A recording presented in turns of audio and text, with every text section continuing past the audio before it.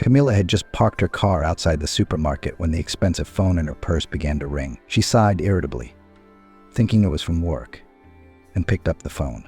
But when she heard the voice, her spouse immediately changed her tone. "Yes, Jasper, I'll be home soon. I'll get some groceries for the weekend, and then I'll come straight to you. Have you had dinner?" "I haven't." "Waiting for me?" "Oh, that's nice. I'll be there soon. Don't miss me." Camilla was a businesswoman in her late teens, but she looked great. She spent a lot of time looking after herself, beauty salons and massages, fitness centers and expensive boutiques. With her stubby, trimmed figure, the woman looked much younger than her years. Her husband's business, the shoe business, now rested solely on her, and she had no right to let him down. That's why Camilla was busy day and night, not knowing rest. Procurement, recruitment, personnel control, accounting audits and reports, important negotiations, all this fell on her fragile female shoulders. Her husband 5 years ago was confined to a wheelchair for the rest of his life. The accident was to blame, but they started from scratch, together, shoulder to shoulder. First they traded at the market, then they opened their own shop, then another, and the business went from there. Since her husband Jasper barely survived, Camilla has taken on everything: the house, the business, family life. Sometimes it was so hard that she just wanted to howl from exhaustion, but she always restrained herself. At the peak of emotion, she wiped her tears and went into battle. Her arms and legs were in place. No need to whine. Jasper was 100 times worse off, and he lived. The woman's character was very stubborn. She had a lot of determination and persistence. She loved her husband very much. Camilla and Jasper, despite all the difficulties and hardships of life, managed to carry this bright feeling through life without losing a drop. But they had no luck with her husband's carer. Then irresponsible, then rude. The last one started stealing jewelry money. Jasper, of course, could do a lot of things on his own, but still he could not do without help all day long. Every day he had to have massages and treatments. In these thoughts and worries, Camilla got out of the car and walked towards the supermarket. Outside the shop, she suddenly noticed a young girl dressed very poorly. She was wearing only a thin, shabby jacket, a scarf instead of a hat, and autumn boots on her feet. She was holding the hand of a boy of about 5 years old. He was dressed better, warmer. It was obvious that the mother spared no money for the child, but she obviously saved money on herself. They tramped outside the shop. The son was pulling his mother by the hand, and the woman's eyes were so sad and hopeless. She looked around fearfully from side to side, as if she didn't know where to go. Camilla had a trained eye and could see at once that the woman was neither a beggar nor a thief. She was just confused and did not know what to do. For some reason, Camilla felt unbearably sorry for this poor young mother, and she thought, what if she was offered to be a nurse? She wouldn't steal. Giving in to the impulse of emotion, Camilla approached the stranger and asked her directly, "Hello, my name is Camilla. I see that you are upset about something or have something happen to you. I can offer you a job if you need one. Would you like to be a carer for my disabled husband? Decent pay is guaranteed. What I need from you is honesty and integrity, because the last carer had a nerve and started stealing. Now it is difficult to find qualified, decent staff." The young woman looked at her dazed and perplexed. You must agree that it is not every day that strangers on the street offer jobs to passers-by, so she was clearly confused. "I'm Amanda. I really need a job right now. Are you sure you're not cheating?" "I'm not alone, I'm with my son. I mean, as it happens, we don't have a place to live. Is it possible with accommodation?" "I'd probably refuse. I'm afraid I'll end up in a brothel somewhere. And then what will happen to my son?" Camilla smiled amiably, took out her business card. "Look, my husband and I have our own shoe business. We have been living and working here for many years. Everybody knows us. I run in some serious circles. So don't worry, it's not a scam or some kind of slavery. I just need a good nurse, not a thief and not lazy. If you work hard, I won't begrudge you any money. So, Amanda, do you agree?" "It's all right. It's a big mansion. We'll give you your own room with your son. What's the boy's name?" The young woman answered, "Alex is his name.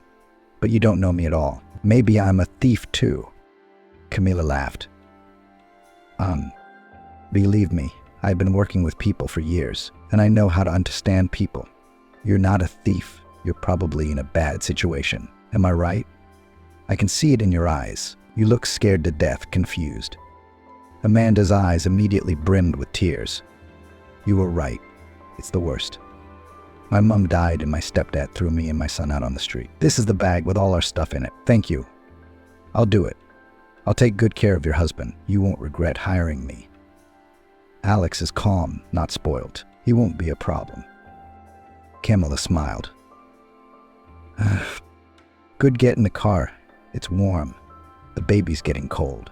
I'll quickly buy groceries and we'll go. It's a deal. I'll be right back. As Amanda walked with her son to the car, Camilla noticed that the boy was limping badly on his right leg. At the supermarket, the businesswoman bought 4 huge bags of food. She didn't forget about the baby. She bought him some toys, coloring books, pencils, and sweets. He's got to have something to do. I felt sorry for the boy, so young and already in trouble. On the way home, Camilla couldn't bear to ask, Amanda, I noticed that Alex is limping a lot. What's wrong with him? I'm not asking out of idle curiosity, just to see if there's anything I can do to help him. It's not something he's had since birth. The young mom sighed and answered, No, Alex was born healthy. A year ago, he climbed a tree in the garden, but he fell unluckily and broke his leg. They put a plaster cast on it in the village, but the doctor was inexperienced. It didn't heal properly, so now he has to have an expensive operation. But I don't have that kind of money yet. I hope I'll earn it. Then I'll spend it all on my son. He's the most precious thing in my life. Amanda and Alex timidly entered the huge country mansion. She had never seen such luxury, and the baby even more so. Alex was shying away from her and was very shy. After all, the surroundings were unfamiliar. A very nice elderly man with glasses and a neat beard came to meet them in a wheelchair. When he saw Camilla, he was overjoyed. He and his wife embraced tenderly. Then he looked at Amanda and Alex and smiled at them. Good evening. Do we have company? What's the charming boy's name? Let's get acquainted. I'm Jasper Russell, the owner of this house. And he extended his hand to the boy in a manly manner. The little boy responded in a serious manner. My name is Alex and my mom's name is Amanda. Our surname is Smith. Camilla explained the situation to her husband. Darling, I've found you a carer. Amanda is in desperate need of a place to live and a job, and we need a carer. I think we could use Alex, don't you? You don't mind kids in the house. The man winked at the baby. I'm all for it.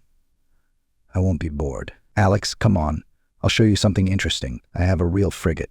You'll love it. I spent 3 months building it myself. All the parts are real. You can't tell the difference. It even moves. Alex immediately forgot about his shyness and followed Jasper to his office with interest. Camilla and Amanda went to the kitchen to sort out the packages and cook dinner. They were doing so deftly. They chatted nicely, and within an hour they were all eating dinner together, talking business over potatoes and Greek salad. That's how Amanda came to live and work at the Russells' house. I must say she was very happy and comfortable here. With Jasper, she immediately found a common language. She performed all her duties as a carer to the best of her ability. If something was awkward or clumsy at first, he didn't scold her. He patiently told her how to do it correctly. Alex liked it here too. Jasper taught him to play dominoes and checkers. They read syllables together and made aeroplanes out of paper. The man even seemed to forget about his serious illness in the presence of the child. Now his days did not drag on like a dull gray mass, but flew rapidly. Amanda and Camilla became very close. Often in the late afternoon they could sit over a cup of coffee and have a simple, feminine chat. Camilla would tell the young woman about her life.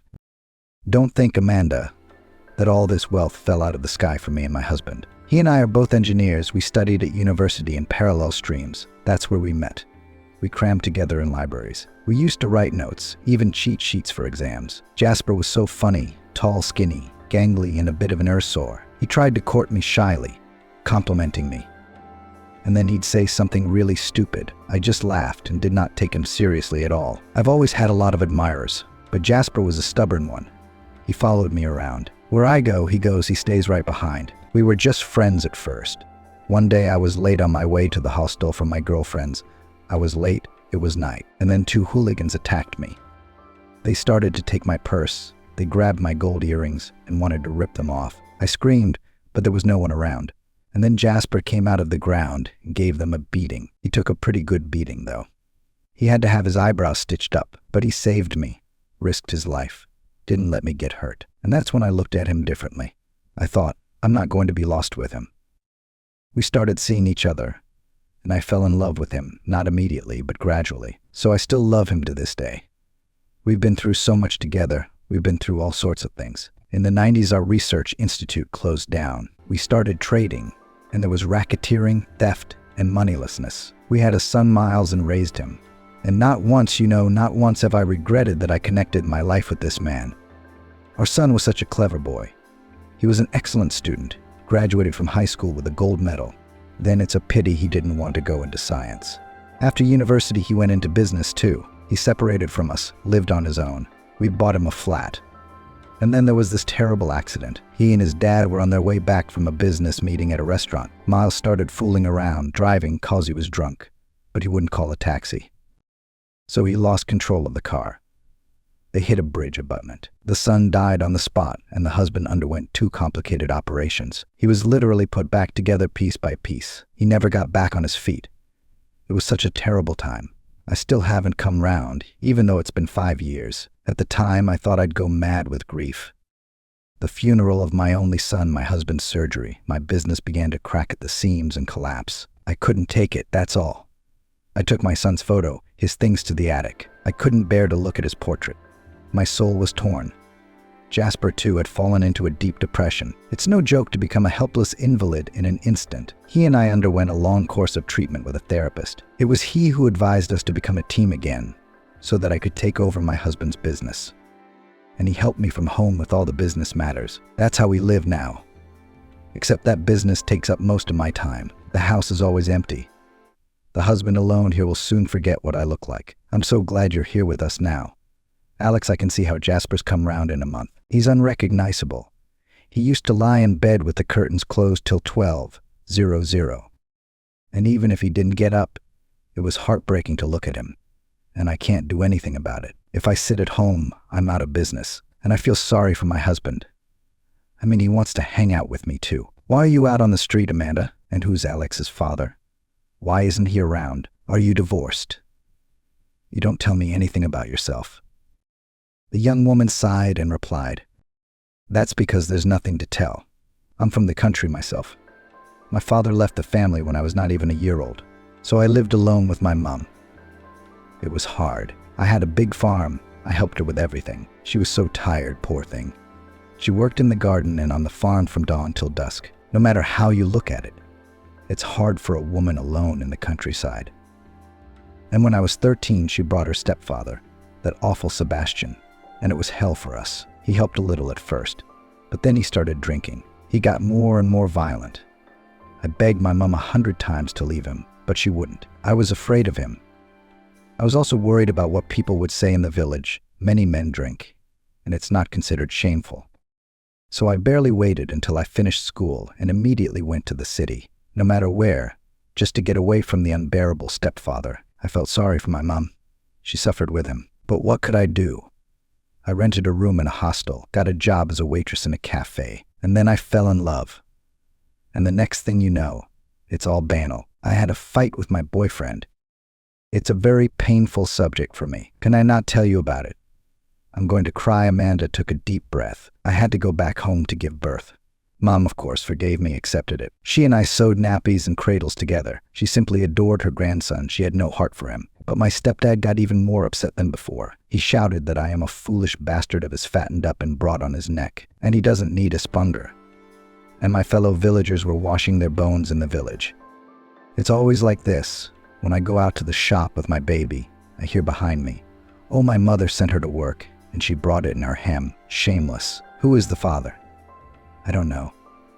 I don't know who she's such a whore. As long as my mother was alive, Alex and I still tolerated it, although our nerves and strength were already at their limit. Alex was scared to climb a tree because his kind stepfather threatened to whip him with a belt. And then Mom died. Heart couldn't take the abuse. She had a massive heart attack. After her funeral, my stepdad said to me, "I don't need you here with your bastard. Otherwise, I'll give you such a sweet life, you'll not be surprised. I'm not old yet. Maybe I'll get married. Why are you here? Or you took your son for a walk. Go and live there. Stop sitting on my neck. What was I supposed to do?" It's his house. Mom sold our house a long time ago, and he promised to put the money in the bank, didn't he? But he drank every penny of it. So we left, wherever the hell we wanted to go. I was just getting off the bus at the supermarket, standing there almost crying. What to do? I can't imagine. One suitcase of stuff for both of us. That's my whole life. No money, nowhere to go.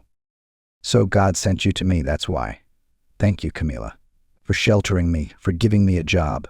You pay good wages. If I do something wrong, you just tell me. I'll fix it in a jiffy. The tears came to Camila's eyes. She thought, God, so young, so much suffered. And there was no light in my life. It's incomprehensible. I should help the boy. It is not good to limp like this. He still has a whole life to live, Camila thought. And out loud, the woman said, Nothing, Amanda. There will be a holiday on our street. Don't be discouraged. You and I have been talking about sad topics for the night. Let's have a drop of brandy. I'll get Jasper and go to bed. Tomorrow I'll make an appointment for you and your son to see an orthopedist at a private clinic. Let him see what's wrong with his foot. Another couple of months flew by. Camila was very happy with her carer. Now she could go about her work in peace, and knew that when she arrived home in the evening she would find a delicious dinner, a clean house, and a happy husband. Amanda cooked marvelously and gave her husband regular massages, and he stopped complaining about exhausting pains in his legs and drinking handfuls of painkillers. So Camila paid Amanda a very decent salary and gave her bonuses. The young woman was finally able to tidy herself up, and she was very transformed and beautiful. She made a beautiful hairstyle, a delicate manicure, bought some fashionable things, and, of course, with persistence, she saved money for Alex's operation, not forgetting to spoil him with toys and goodies. The baby was also wonderful, calm, not by years mature and sensible. Soon Camila and Jasper's wedding anniversary was coming up, 40 years together. The jubilarians decided to celebrate the celebration in the most expensive restaurant in the city. Because in recent years, Camila has already forgotten what a holiday is. No light, one endless work. So she wanted to throw away all her worries and relax for one evening. To drink a little, to eat good food and listen to good music, to dance, after all, and distract from all the problems. And Jasper hardly ever left the house, except to the hospital for a checkup. It would do him good to be out in the community, too. After all, disability isn't the end of life, and he's become quite the recluse. Amanda was invited to be the host's carer. It took 3 weeks to organize the party. In the end, everything was perfect. The tables were bursting with exquisite delicacies. Pleasant music was playing. Guests were socializing, eating, drinking expensive wines. Among the invited guests were both business partners and just friends and close people. Jasper was present in person. And nothing that he was in a wheelchair. Still, he looked very dignified. Guests congratulated the couple, gave expensive gifts, but somewhere in the middle of the celebration, a famous pop singer was to come to perform. Camila specially hired her to intrigue and surprise the guests, and now everyone is waiting for the show. And then it turns out that the star is ill and cannot come. Her art director called and canceled the show.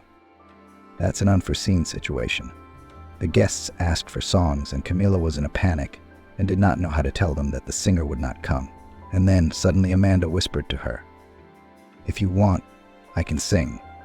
I'm certainly not a singer or a superstar, but I used to be good at it." Camila was very surprised and even more upset. She thinks how it all would not spoil the impression of the soiree. But what can an ordinary village woman perform? Ditties or something? They'll laugh, she thought. But Jasper suddenly supported the proposal, nodded his head and said into the microphone, "100 guests. We have a little emergency. The artiste is ill and will not be coming. What can you do? Everything happens in life. But don't worry, we won't be without songs and entertainment. Amanda, my carer and a very good person, decided to surprise us and sing a song as a gift for our anniversary. Let's give her a round of applause." The tipsy guests clapped and waited, wondering what would happen next. They had never seen such a thing before. That businessmen of such a level let some nurse on the stage. Even wondered what was going to happen now. But a little worried, Amanda walked onto the stage, looked around, and was even more frightened. A large number of very important people were looking at her. How not to embarrass herself? She greeted the guests and said quietly, "Today is a big celebration. It is the anniversary of beautiful people who have helped me in life and supported me in a difficult moment. I want to sing you a love song. It is very dear to me, because it is a memory of my favorite person. He loved it very much, and often sang it to me. Please don't judge me too harshly. I am not a singer, and I am far from the world of show business, just from the heart and from the bottom of my heart." Amanda took the microphone in her hands and sang, "The day will silently replace the night outside the window.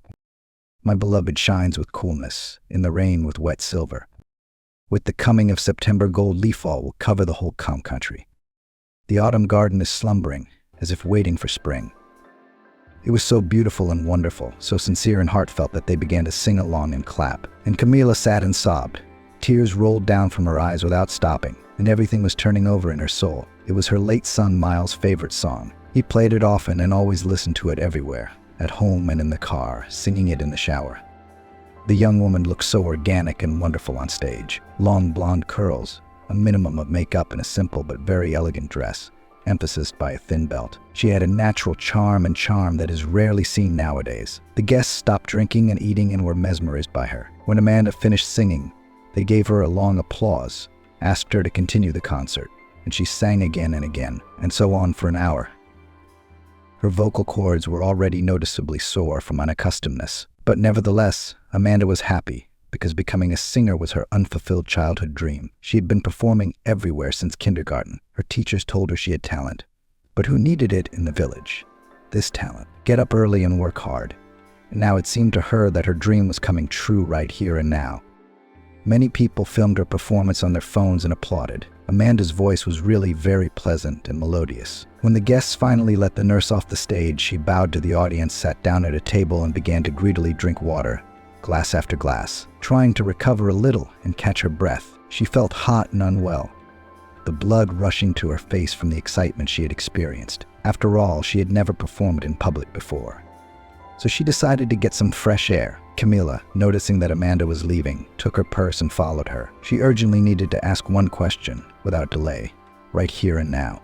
Everything depended on it. The woman was shaking all over. She couldn't believe what she was hearing. Was it really just a coincidence? Camila began at once without preamble. Amanda, you said from the stage that the song is a memory of your favorite person. Is that true? What was his name? A surprised Amanda nodded. It's true, his name was Miles. He's my first and so far only love of my life. But it's hard for me to talk about it. I'm sorry, can we not talk about it now? I've been worried sick enough as it is. I can't get myself right. I didn't even realize it was so scary to sing in public. Camila didn't stop. She couldn't do it later. She had to find out now immediately. She pulled a photo of her son out of her purse and held it out to Amanda. Do you know this man?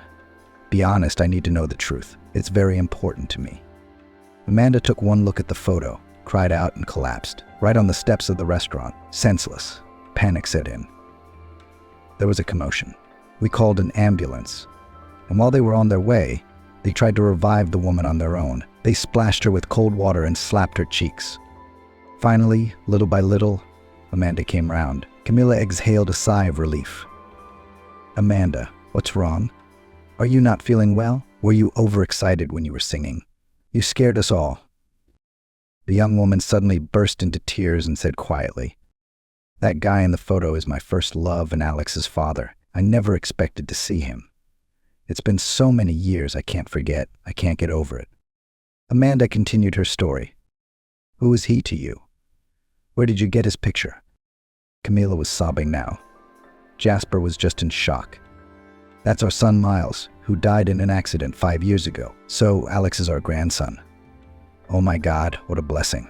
I mean, we thought we were alone, without a single family member. It's just unbelievable.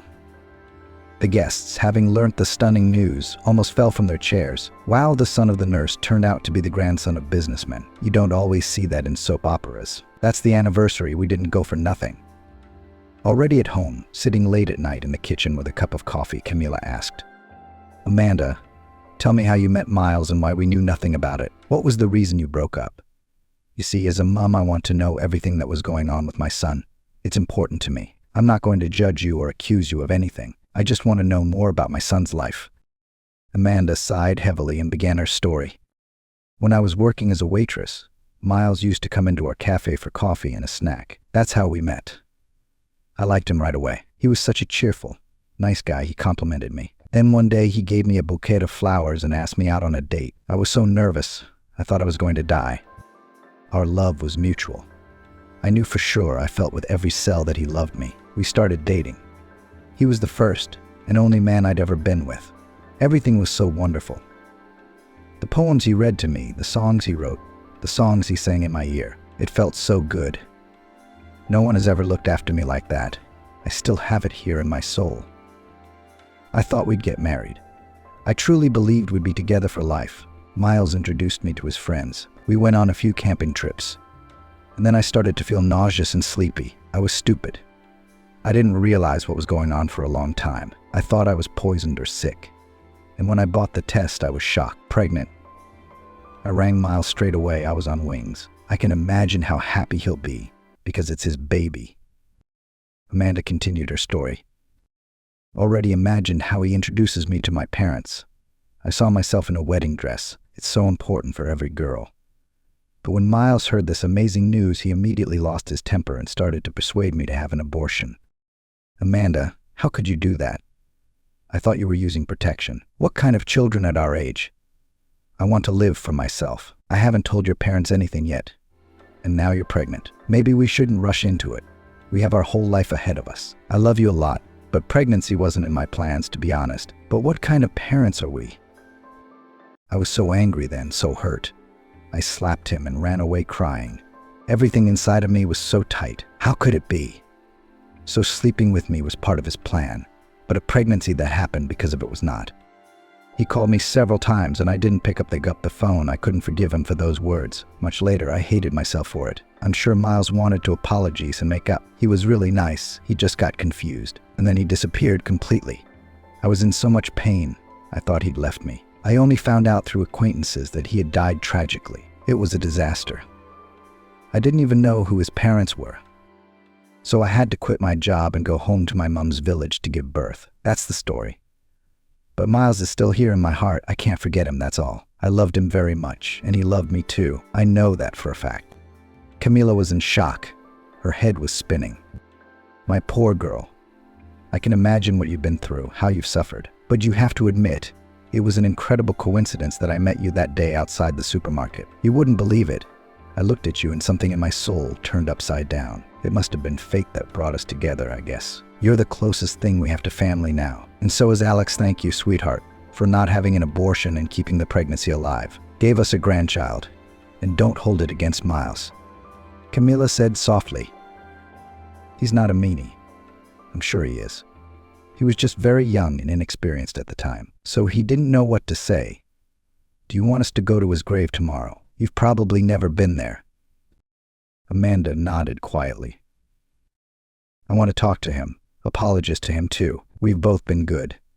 He said something stupid. I took offense. Pride flared up in a stupid way. We had a fight and broke up, but things could have been very different. The next day, the women drove to the cemetery to visit Miles. Amanda stood frozen. For a long time, she looked at her favorite brown eyes with a squint from the portrait, and at the familiar dimple on her chin. Then suddenly she fell down on his grave and burst into tears. She stroked his portrait and whispered something to him for a long time. Camila sat quietly on the bench, realizing that it was the right thing to do. Let her cry.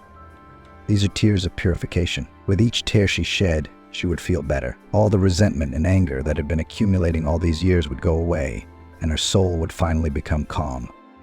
Alex underwent a very complicated operation. Then there was a long rehabilitation. Amanda sat with him nonstop and Camila took over at the hospital. She and her husband paid for everything. They couldn't spare any money for their grandson. When the boy was discharged, they consulted and decided that it was time for him to tell the whole truth about his father and grandparents. Jasper took over this difficult conversation. He got on well with the boy and was sure he could find the right words to explain everything to him. In the evening, he drove the pram into Alex's room. He was drawing something, concentrating. The man looked at the drawing. There was a man, a woman and a child, also a sun, a sky and the sea. Jasper praised the boy. Great drawing. Let me guess who's here. That must be you. And that's your mom. And who's that? I don't get it, the boy said seriously. That's right, you guessed it. And this is my dad. I want him to be with us so much. When I ask my mom about my dad, she gets sad and kisses me and doesn't say anything. Jasper felt everything stir and turn inside him. He asked, would you like to have your own grandparents? Alex smiled. Of course I would. Only my grandma died and there's no one else. It's just me and Mummy. Jasper cautiously started to get to the main point. No, Alex, you're wrong. You have your own grandparents. Do you want me to tell you a story? The boy nodded with interest and the man began the story. Your mom and dad loved each other very much, like a prince and princess in a fairy tale. But then it just so happened that they had a falling out. Adults sometimes do such irreparable stupid things. You'll understand when you grow up. And then Mummy gave birth to you. Such a nice boy. And Daddy, it just so happens he's not with us now. He's up there in heaven. That's why Mummy gets so sad when you ask her where Daddy is, you know? But you have your own grandparents. They just didn't know they had such a wonderful grandchild. Can you believe it? And now they do. Your grandfather is me, Alex, and your grandmother is Camila. That's the story. Are you happy about that? We'll never be apart now. We'll live together. If you want, we can go to the sea together in the summer. You've never been there. Alex jumped up and deftly climbed into Jasper's arms, wrapped his small arms around him and clung to him trustingly. How cool that you found yourself. I liked you right away for a reason. I knew you were good. The man felt such a wave of tenderness and love for his grandson that tears came to his eyes. He hugged the little guy in return, too. Alex, grandson. I'm really glad we found you, too. So, shall we go get to know Grandma in a new way? Alex nodded happily, and they left the room. Amanda and Camila were on pins and needles. They were all waiting to see how the conversation would end. The women were worried whether the baby would understand everything. But when a happy Alex ran up to Camila, hugged her, and said, Grandma, I'm glad you've been found, all their doubts were dispelled. Alex exclaimed, You are the best. You saved me and Mum. Camila cried tears of emotion and hugged her grandson too. Amanda followed with tears. It was so touching. Camila couldn't believe that she had been a grandmother for 5 years. She wanted to sing and dance and shout it to the world. Jasper gave his grandson the coolest phone, and the happy boy ran off to his room to play with it. Not half an hour later, he flew out again and told everyone, Mom, you're an internet star. Your songs have got 1,000 hits. You've got loads of likes and comments. Did everyone like the way you sing? Wow, my mom's a star. I'm going to tell everyone about it. Surprised Amanda could not understand anything. She wasn't really interested in the internet, but when she went to YouTube, she was astonished. It turns out that one of the guests posted on the network her performance at the anniversary, just for fun. And it instantly blew up the internet. She got fans and even a fan club. The woman had never dared to dream of such a frenzied popularity. After all, she is not a singer and did not learn it. How is this even possible? A few days later, representatives of the press and media companies came to Jasper's home and offered to record a new song in a professional studio and sign a cooperation agreement with them. The dumbfounded woman was in complete shock and didn't even know what to say. She was frightened and started to refuse. No way. I'm not a singer. And what if nothing happens? Disgraced? At the Jubilee, it was from the heart. I really wanted to sing this song, and I've never been to the studio. I don't know what to do there. I won't be able to cope. But the producer assured her. But don't be afraid of anything. I have been working for many years and have seen more than one pop star. So I'll tell you this. Sweetheart, more than half of them can't even sing. They're just the children of some insanely rich oligarch. And you're a natural. Believe me, there aren't many like you. So you'll do well, I'm sure. It's a matter of time. Camila supported Amanda. Well, at least give it a try. You have nothing to lose. But I have a feeling I'll have to look for a carer again, since my sister-in-law turned out to be a singer. What do you think? And Alex? Don't worry, we'll look after him. We'll find a nanny. But isn't this what you wanted? You said so yourself. Ever since you were a little girl, you wanted to be a singer. Well, your big break has come. Take it, there won't be another. Fate doesn't give out gifts like this every day. Trust me. You don't have to hide from opportunities. Go boldly to your dream and believe that it will come true and everything will work out. My husband and I believed in ourselves once, and we didn't fail. We achieved everything we wanted, and so can you. Amanda sympathized. Thank you for your kind words and encouragement. You're probably right. I'll give it a try. I've been there.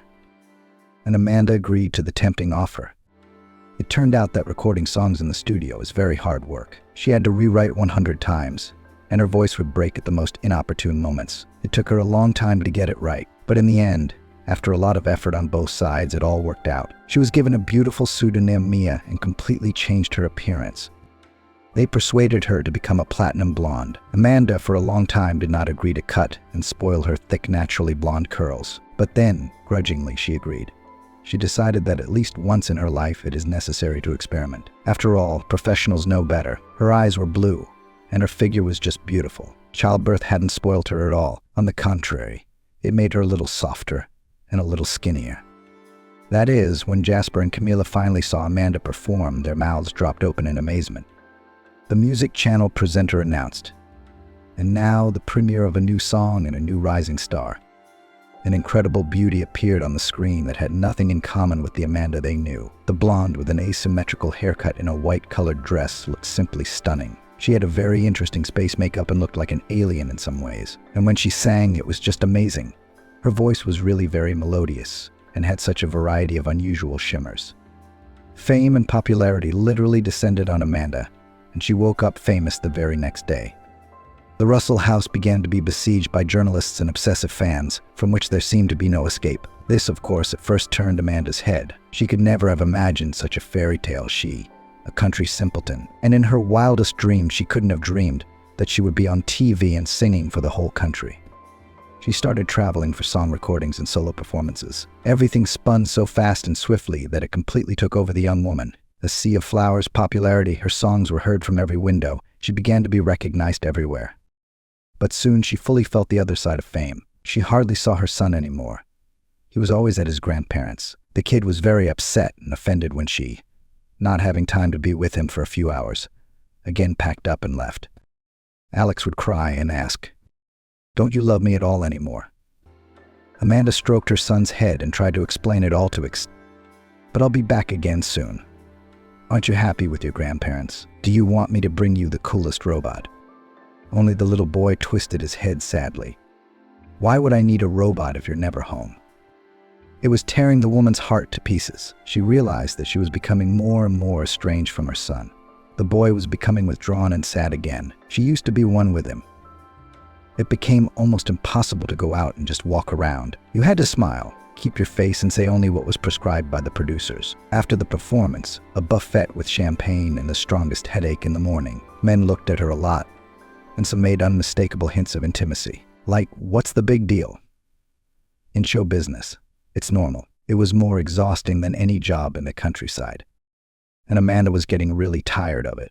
She wanted to cry more and more often, to close herself in 100 locks and run away from everyone, and just be a little alone with herself. One day at one of her recitals, she was given flowers by a very nice young guy. He modestly said, "Amanda, you sing so well. I didn't know Miles' fiancé had such talent." Amanda almost shrieked. "You knew Miles. I don't remember you. Have we met?" The guy smiled. "Crossed paths a few times in company. Remember when you and Miles used to come to our country house? We played love songs on the guitar until the night before. I really liked you back then. You didn't even look at me, unfortunately. You were completely absorbed in my friend, so I didn't bother you. But now I can get to know you better. Or does a star like you not meet ordinary guys anymore? My name's Kevin. Do you want to grab a coffee? Or do you want me to take you for a ride on my bike around the city at night? Anything you want. Just say the word." Amanda suddenly looked at him intently and said quietly, "I want you to take me away from everyone." Amanda said quietly, "I just want to sit in silence and be quiet. Can you give me a gift like that, Kevin? To have silence and not a living soul around. If you knew how tired I am of all this fuss."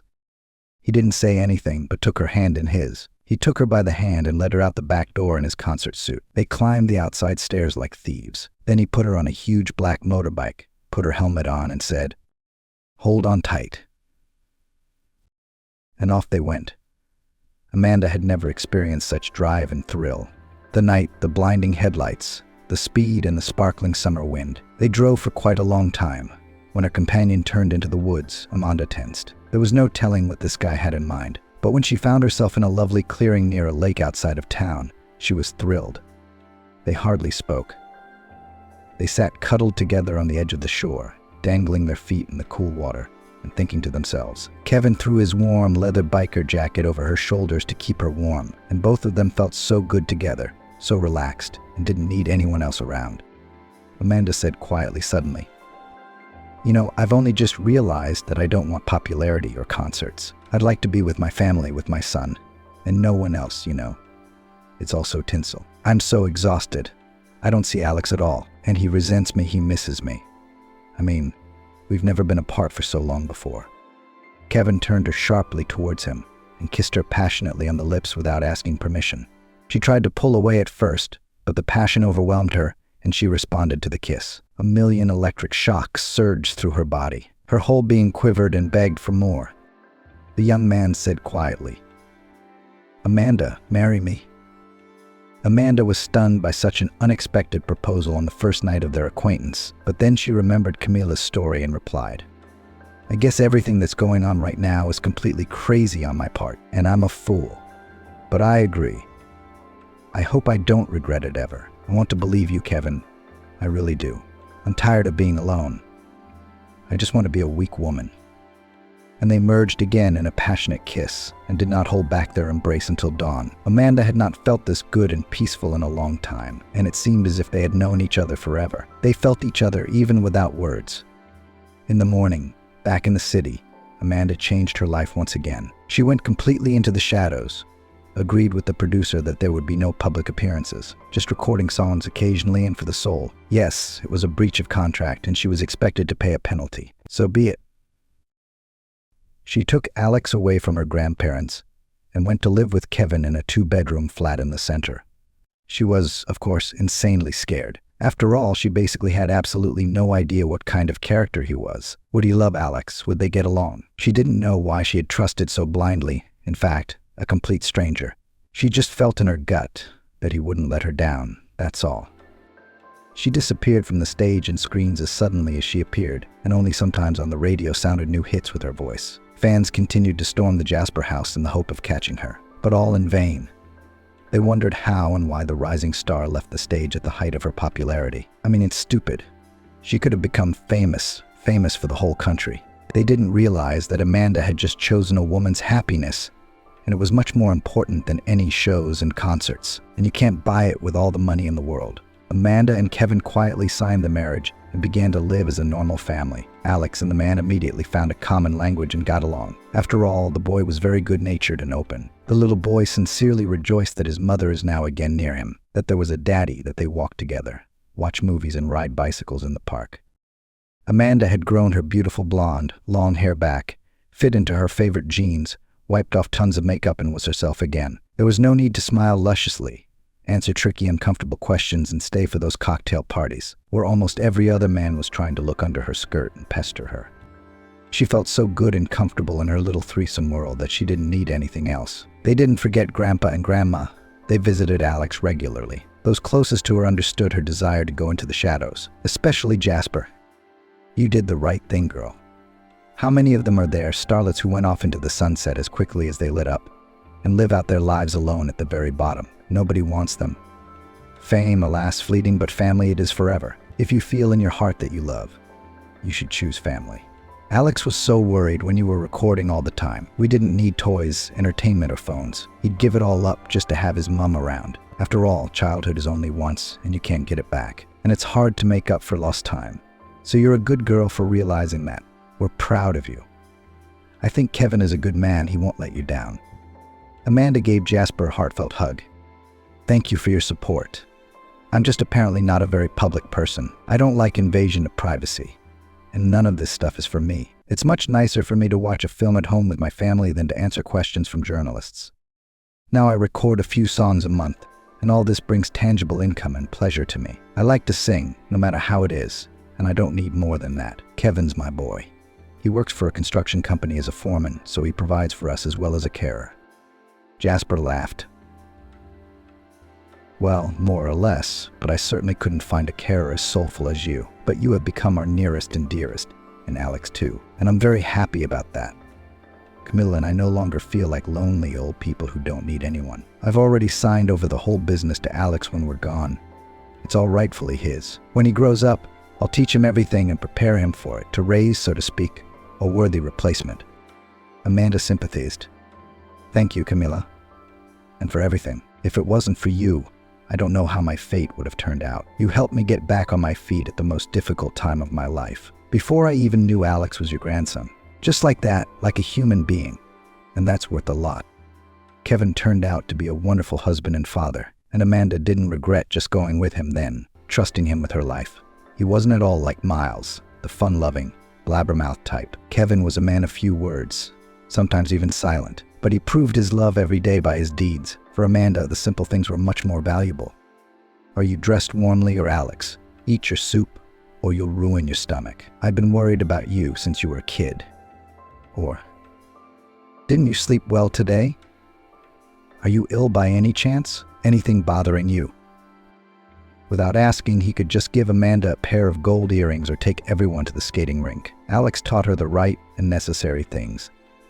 That you should respect your mom, love her, be a man, don't let her cry and carry heavy things, and always keep her safe. And this quiet family happiness was much more important to Amanda than popularity and public appearances. It had been a year. Amanda had long ago got into the role of a wife, always waited for Kevin from work, tried to cook something tasty. The whole family, including Jasper, had just returned from a wonderful trip to the sea a week ago. The man resisted to the last, didn't want to go. What's in it for me, a wheelchair user? But Amanda and Camila were adamant. They really wanted Jasper to see the sea again, to bask in the sun, to feel the charms of holiday. Kevin was also in favor of the idea. The men had been friends for a long time, when Miles had been alive, and were close friends. The journey, of course, had been hard on Jasper. He was tired, in pain. But when he was brought to the coast, and for the first time in many years he breathed in the sea breeze, heard the sound of the surf, and saw how beautifully the waves rolled one on another, he realized that these difficulties were nothing compared to the indescribable beauty. All the days the man enjoyed his holidays to the fullest. With the help of special inflatable sleeves and a mattress, he stayed perfectly on the water, swam and enjoyed these inexpressible sensations. There is nothing to say about Alex. It was almost impossible to get him out of the sea. Kevin gave him a mask and fins. Now the young scuba diver was hunting crabs and shells underwater. The boy was absolutely delighted with the sea. He dreamed of it so much, drew pictures of it. And Camila finally got away from everything and relaxed completely. It was vital for her. When the whole family was distributed to their cottages in the late evening after dinner, and Alex was sleeping soundly with his grandparents, it was time for the brisam. Amanda and Kevin wandered along the seafront until dawn, listened to live music, drank sweet Crimean wine, and could not break the embrace. And then they would go to the sea and swim. It was so amazing to swim at night when there was no one around, and then to love each other as passionately as on the first night of their acquaintance. In general, everyone had a great holiday and experienced the best emotions. Upon arrival, normal everyday life began, and everything went on as usual. A month later, Amanda felt the familiar symptoms: nausea, nervousness, and heaviness in the lower abdomen. She already knew the answer, without any doctors or tests. She was pregnant. She and Kevin had somehow never broached the subject. The man hadn't pressured her, hadn't asked her to have his baby, had raised Alex and seemed content with everything. The woman panicked a little. How would he take this news? Would he be ready for fatherhood? Would he love Alex as much as he did now? Amanda decided to consult Camila. She didn't have anyone closer to her, so she rushed straight to her office. She was happy to see Amanda, of course, but she was surprised she'd come to work. Something important had happened.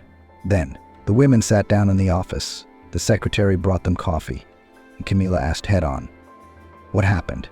You're not wearing your face. Tell it like it is. We'll figure something out together." Amanda frantically blurted out, "Camila, I'm pregnant. What am I going to do? I'm so scared. What if Alex loves me less afterwards? And anyway, how do I tell him?"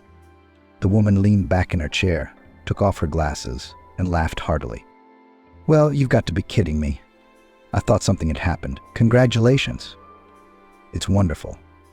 Every man wants a child from his wife. But why are you getting yourself worked up? Why are you making up all these scary stories?" Amanda babbled. "But he's never talked about it at all. Never even mentioned having kids. What if he doesn't want it? I'm so afraid of losing someone I love again, like I did with Miles, you know." Camilla only waved her hand. "You were both young, foolish then. Things are different now. Kevin is just different. He keeps all his emotions inside. But that doesn't mean he doesn't want kids. It's just that he's patient, tactful, doesn't push you and waits for it to happen on its own. And he won't fall out of love with Alex. Don't worry now. Call him and tell him I'm waiting. 'Cause I know you. You're going to spend the next couple of months torturing yourself and me too." Amanda pulled out her phone and dialed Kevin's number. He answered anxiously. "Hey, what's up? You've never called me at work before. Is Alex sick? Amanda was completely confused. But Camila showed her her fist and she made up her mind. Kevin, I'm pregnant. We're having a baby. There was silence on the phone, and then he answered just as calmly. Great, here's the deal. On Tuesday, I'll make an appointment for you with a good doctor, and you'll be registered. No worries, no worries. And don't go to the gym or go on any of your crazy diets. Just eat what you want. We'll talk it over tonight. Amanda exhaled and almost cried. Camila, why didn't he say he was happy, that he was glad? Miles was so different. Camila replied, we don't make a big deal of it. It doesn't matter. Yes, he's not jumping up and down with happiness, but he's already thinking ahead about how to keep you safe. He's a real man and the head of the family. You can't find a man like that these days, and you're getting yourself all worked up. I think Alex will be happy to have a little brother or sister. Jasper and I are going to have another grandchild too, you know that. All right, silly girl, run home and get your dinner ready. Make the family happy. Such an occasion. I'm going to make Jasper happy tonight too, can I?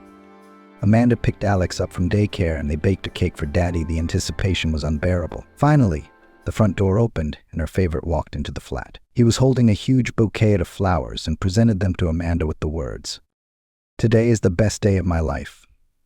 Thank you, sweetheart. Now our family will be even bigger and stronger." And then tossed a joyful Alex up in the air, as always, and told him, "Did you know you're going to have a brother or sister soon? You're very lucky. You're going to be the eldest, and therefore in charge. Isn't that great?" Alex thought, serious as always, and then answered, "Just dibs. Let him listen to me and don't break my toys, okay?" Everyone laughed and kissed the baby, and Kevin replied just as seriously, "Deal all right. Let's go to dinner. Who's going to wash their hands first?" And they raced like little children to the bathroom, while Amanda looked at them adoringly and was the happiest wife and mother at that moment. Too much. Andrew was in a lot of pain. Emily's pain faded into the background. She was scared out of her mind.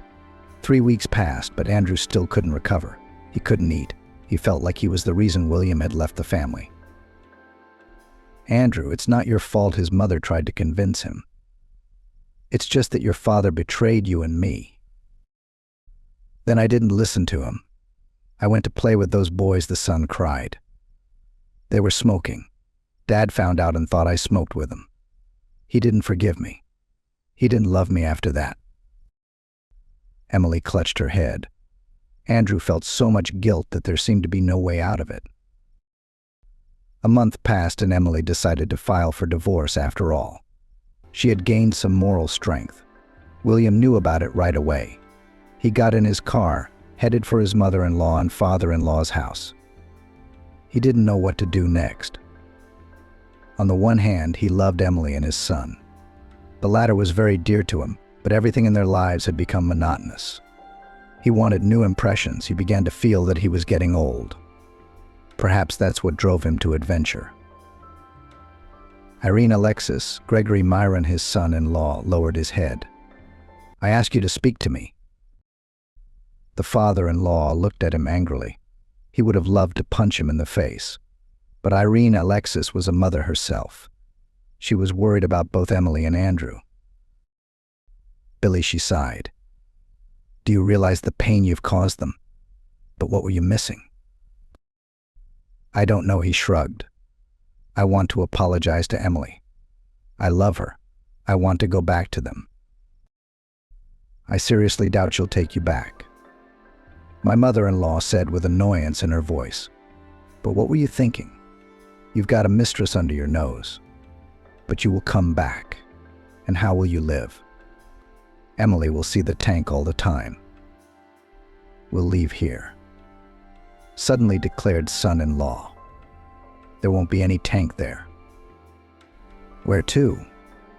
My father-in-law entered the conversation. "Do you think the rumor about you will not reach there?" he scolded. Anyway, Emily's parents promised to talk to her. Naturally, she didn't want to hear about her husband's return. "Mom, don't tell me anything about him," she said angrily. "I hate him. I'll divorce him." "Emily, listen to me," Irene Alexis tried to look at the problem from every angle.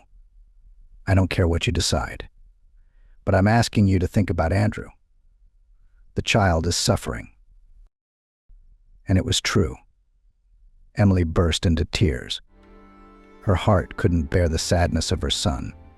He thought of his father all the time, and the fact that William hadn't shown up all this time made it worse. And then the day came when Andrew didn't come home from school. When Emily was on duty, his grandfather would pick him up. But the woman's father reported that Andrew didn't show up today. Emily called in a substitute to cover her shift. Of course, there was nothing the police could do. So they searched for Andrew on their own. Billy Irene said excitedly to Alexis, "Andrew's missing. Has he come to see you?" "No," he said worriedly. "I'll be right over," he promised and got into the car. As much as Emily felt bad, she didn't say anything. Everyone started looking for Andrew. They found him at one of the playgrounds. "Oh, my son." His mother rushed over to him. "Demochka." She started kissing the child. "Daddy." When he saw William, he rushed to him. "Daddy," cried the boy. You could say that that incident had determined everything. As much as Emily didn't want to, she made the choice to reconcile with William because of her son. Everyone sat at Emily's parents' house and had a serious conversation. "We're going to move to another town," the son-in-law said at once. Andrew didn't take a step away from him. Emily agreed. She realized that no matter how womanizer was her husband, he sincerely loved his son. Perhaps that was why William had just taken a mistress. Emily had no intention of leaving her family, but that didn't make her feel any better. Cheating was still cheating, no matter how you looked at it. 2 months later, they sold the house, and Emily and her family moved to a neighboring town, which was 70 kilometers away. They bought a small house, as it was a more promising place, and accordingly, life was more expensive. Emily got a job as a post nurse in one of the hospitals. William found a crew and started doing repairs with them. Such services were in great demand. Andrew recovered quickly, enjoyed going to his new school, and made friends very quickly. Emily's life, despite the fact that she was doing the same things as before, seemed to take a new direction. "Why don't we have a baby?" her husband once said to her. "A child would bring us joy." "I'm not ready yet," she sighed. "I've been traveling a lot in the last year, but you're already 38. Where else can I put it off?" He objected. "And I'm not getting any younger either. I'm already 42. You can't say Emily got married late. She was 25. It's just that her job was stressful, so you can't get pregnant right away. "Let's revisit this conversation in 6 months," the wife asked. Still, Emily had her doubts. She kept thinking that the day would come when William would cheat on her again. "There won't be any more cheating," she assured herself. "We're fine. Why should our past determine our future?" But no matter how much she set herself up for the best, her intuition told her that something was bound to happen in her life. Maybe that was the real reason Emily didn't want a second child. It was May.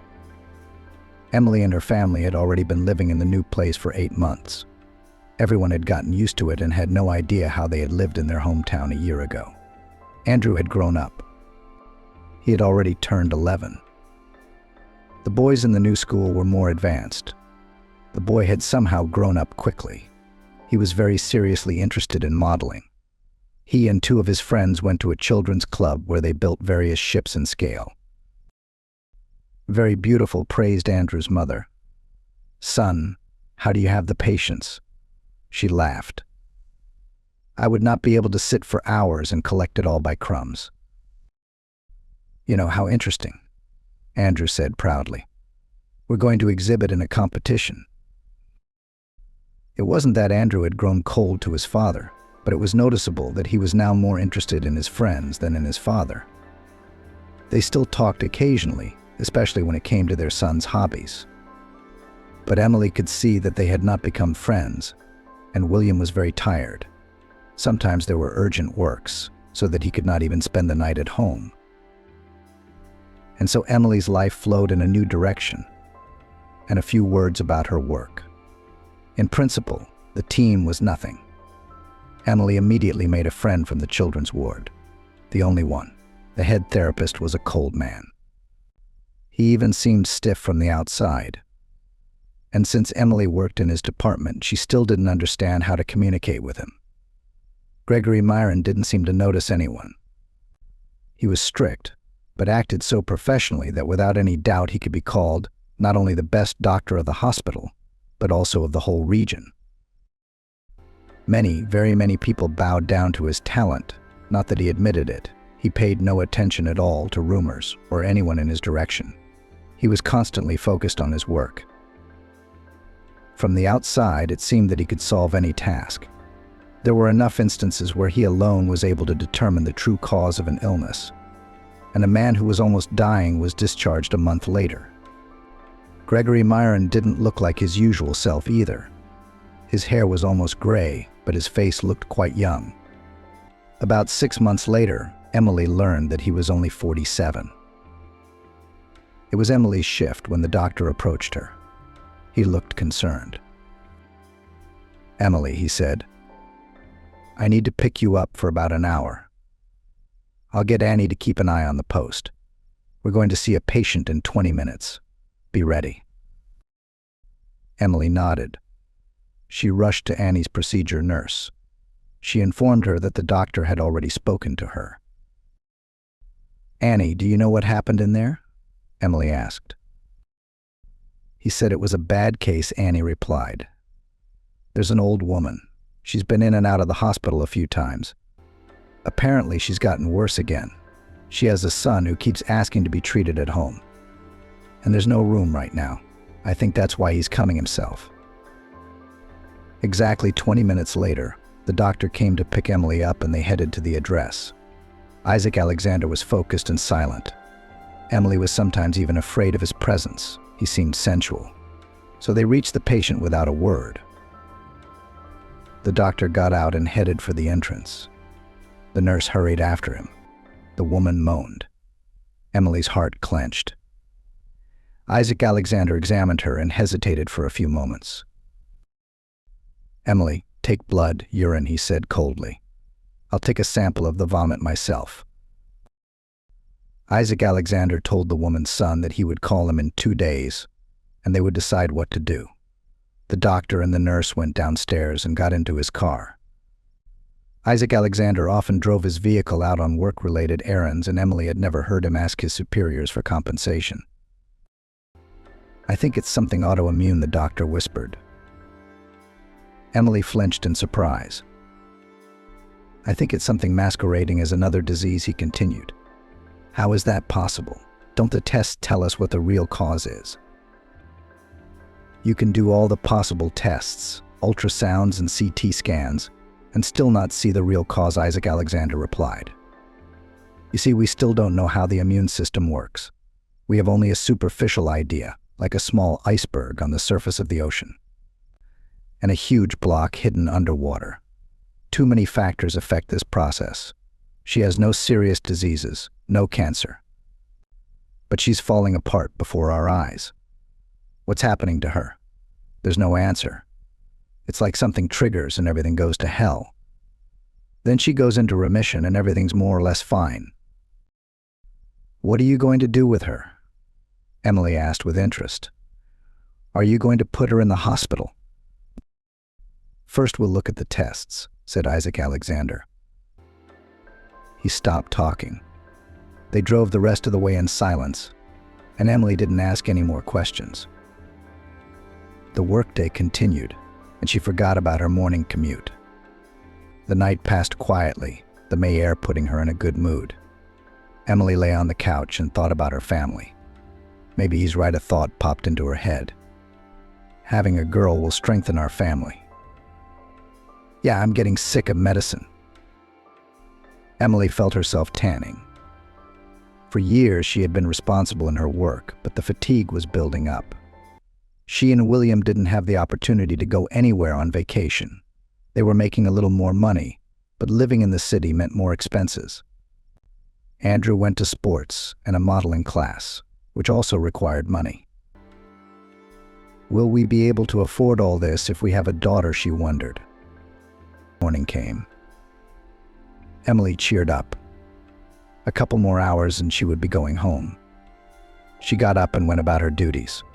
The ward was quiet and she began filling out the many logs. It was almost 8 o'clock when Emily got ready to go home. Another nurse had come to take over her shift, and Emily told her what had happened in the meantime. There were 3 post-nurses on the ward who were constantly changing. One of them was a very quiet woman. Lila was in her 50s and she usually didn't get involved in anything. But Amber, who came in now, was noted for her talkativeness and tendency to gossip. Closely, Amber jumped up to her. "I have an anniversary in 3 days. You are required to attend. Do you understand me?" She burned a glare at her coworker. "Yeah, I'll be working anyway," Emily smiled. "What's your anniversary?" She was confused. "Well, of course it is. 40 years, Amber announced proudly. "There's even going to be a robot," that's what coworkers called Isaac Alexander among themselves. Can you imagine? When I told him that, say, "Let's eat cake, drink juice," he nodded to me in agreement. "I doubt he'll even eat the cake," Emily laughed. "I've never seen him at a meal. Here's coffee." Yeah, he's weird in general," Amber whispered in her ear. "I heard he couldn't save his wife, so he takes his anger out on everyone." What happened to her? Curiosity piqued Emily. "Didn't know he was married?" "Yeah, she had something serious going on there. He fought for her life. Took her to New York for a couple years. But nothing helped," Amber quickly echoed. "Although I can't imagine who would marry him at all. Do you think he used to be this unsociable?" "Isaac Alexander is a good doctor," Emily sighed. "He's just unlucky. Well, as they say, keep it simple and people will reach out to you." The woman laughed. "Okay, until the anniversary." Emily didn't much like her coworker's attitude toward the doctor. He was a genius. They didn't realize that. He may not have been able to save his wife, but he had helped hundreds, or even thousands of people, after all. The woman also thought about the fact that she didn't want to be present at all these meetings at work. It was enough that she had a friend in the children's ward. The rest of the staff didn't really get her attention. Emily walked into the house. Andrew was already at school and her husband William was at work. Despite the sleepless night, she didn't feel like sleeping. She sipped some hot tea and her body relaxed. Emily lay down on the bed and fell asleep. Thus began a new day for her. After lunch, Emily was already doing chores around the house. Dinner was on the stove. She was cutting a salad, went out to get some greens in the vegetable garden, and stopped. The smells of May wafted through the air. Emily had always dreamed of spending a few days watching spring come. But it had never worked out. There were always things to do at home, so she couldn't afford to just sit idle. Emily closed her eyes. It made the smells even more vivid. A bird sang to her left. It felt good. "I want a daughter," she said out loud and laughed at her own thoughts. Her soul sang. In the evening, her husband William returned from work. Andrew had returned from modeling. His eyes were burning. He spent almost half an hour telling his mother about his new job. Emily looked at him and realized that her boy had grown up a lot. A couple more years and he would turn into a guy. "Mom, we're going to a competition at the sports school. Can you give me some money?" He remembered soccer. "Sure," she patted him on the head. "Son, how much do you need? I'll call your coach." Emily realized that her secret dream of quitting her job was simply unrealistic. She had always wanted her children to have a better life than she or her parents had. Her father and mother had done everything they could for her. But if they'd had the money, Emily would have chosen a different profession. Not to say she liked medicine. She had dreamed of becoming an architect or a designer as a child, but as they say, it didn't work out. Late in the afternoon, William returned. He ate quickly and went straight to bed. Emily marveled again at how their relationship with her son had changed in just over a year. Andrew was no longer as attached to William, perhaps still to his mother. But Emily could see that just a little more and Andrew would begin to live a life of his own already. How strange does it feel, she thought as she went to bed. Somehow I was sure that my son would always be a little boy who would depend on us. How quickly had things changed. The rest of the days flew by quickly. It was getting close to the weekend, which meant Emily had to go to work again. God, she'd completely forgotten about Amber. Emily remembered tonight. She needed to buy a gift. Nothing came to mind, and it was too late. Emily decided to give her coworker the money to buy what she wanted herself. As the morning began, the hustle and bustle began. Amber arrived at 9 with 2 large bags. She started setting the table. Emily was minding her own business. She took the history of the patient they had traveled to with the doctor at the time. The woman quickly ran her eyes over the test results. Yeah, nothing much, she sighed. There was a slight elevation in the proteins in the general analysis, but it wasn't critical, just a fraction of a percent. Isaac Alexander is probably right. What if it all works on the principle of a wave and there was a failure? Then the indicators normalized. But it's already having repercussions. That's several cycles in a row. Emily wasn't a doctor, so she didn't really look into the problem. She didn't have the knowledge or experience. Amber came in. Everyone is already in the nurse's room, she reported. Isaac Alexander looked tired. Everyone congratulated Amber. Emily slipped money into her pocket. The birthday girl glowed. Most importantly, we wish you a speedy marriage. Annie raised her juice glass. We're tired of waiting for you to find one. Did you find him? Amber said cryptically. You won't believe it, just like I wanted. Tall, dark hair, green eyes, dimpled chin, about my age. Wow, murmured the female half. Isaac Alexander was silent, but he looked pleased. He came up to me on the street, Amber cheered.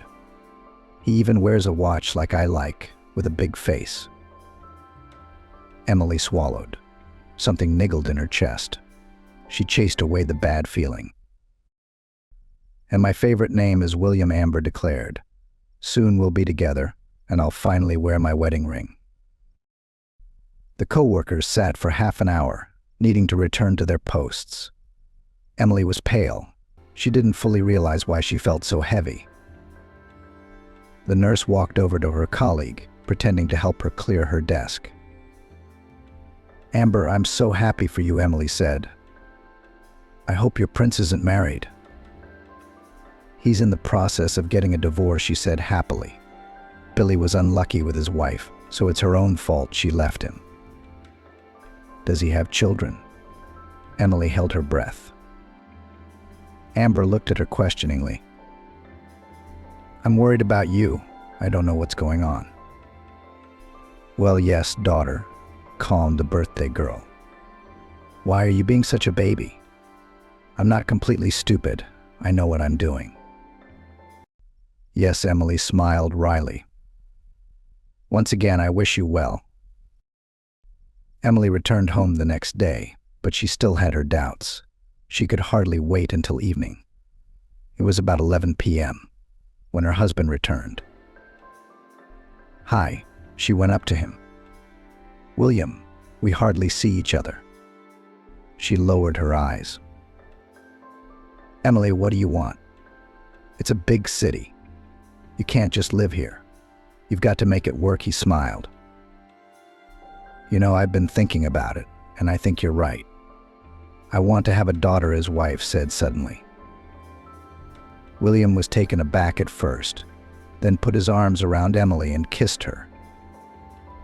I'm glad you said yes, he said in a pleased tone. It will be good for both of us.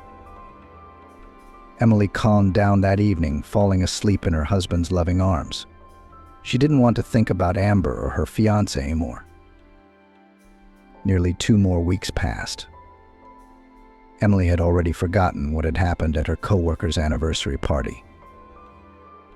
Emily arrived early that day. Amber was dealing with a difficult patient. She had her cell phone on her desk. Suddenly it rang. Emily glanced at the screen. It said, "Beloved," something hot pulsed through her entire body. There was no response, and the phone went silent. Amber walked over. Emily informed her that someone had called her. The woman immediately grabbed the phone, pressing all the same name. Emily somehow miraculously looked at almost every digit of the number, except the last 2. The magazine fell out of her hands, and she hesitated, but Amber had already gone to the window. In a soft voice, she was telling her lover something. Emily sat down at the table. Everything in her head was upside down. For her, it was a matter of life and death and 2 numbers. God, was that really pounding in her temples? Emily quickly grabbed her phone, called her husband. The phone was busy. Her heart nearly jumped out. She kept pressing and pressing William's number. Tears streamed from her eyes. Finally, the dial tone went off. Amber came to the table. "Emily, what's wrong?" "I'm at the facility," Billy's husband spoke quickly. "The landlord arrived, giving us a scandal. I called the supervisor." Emily didn't know what to say.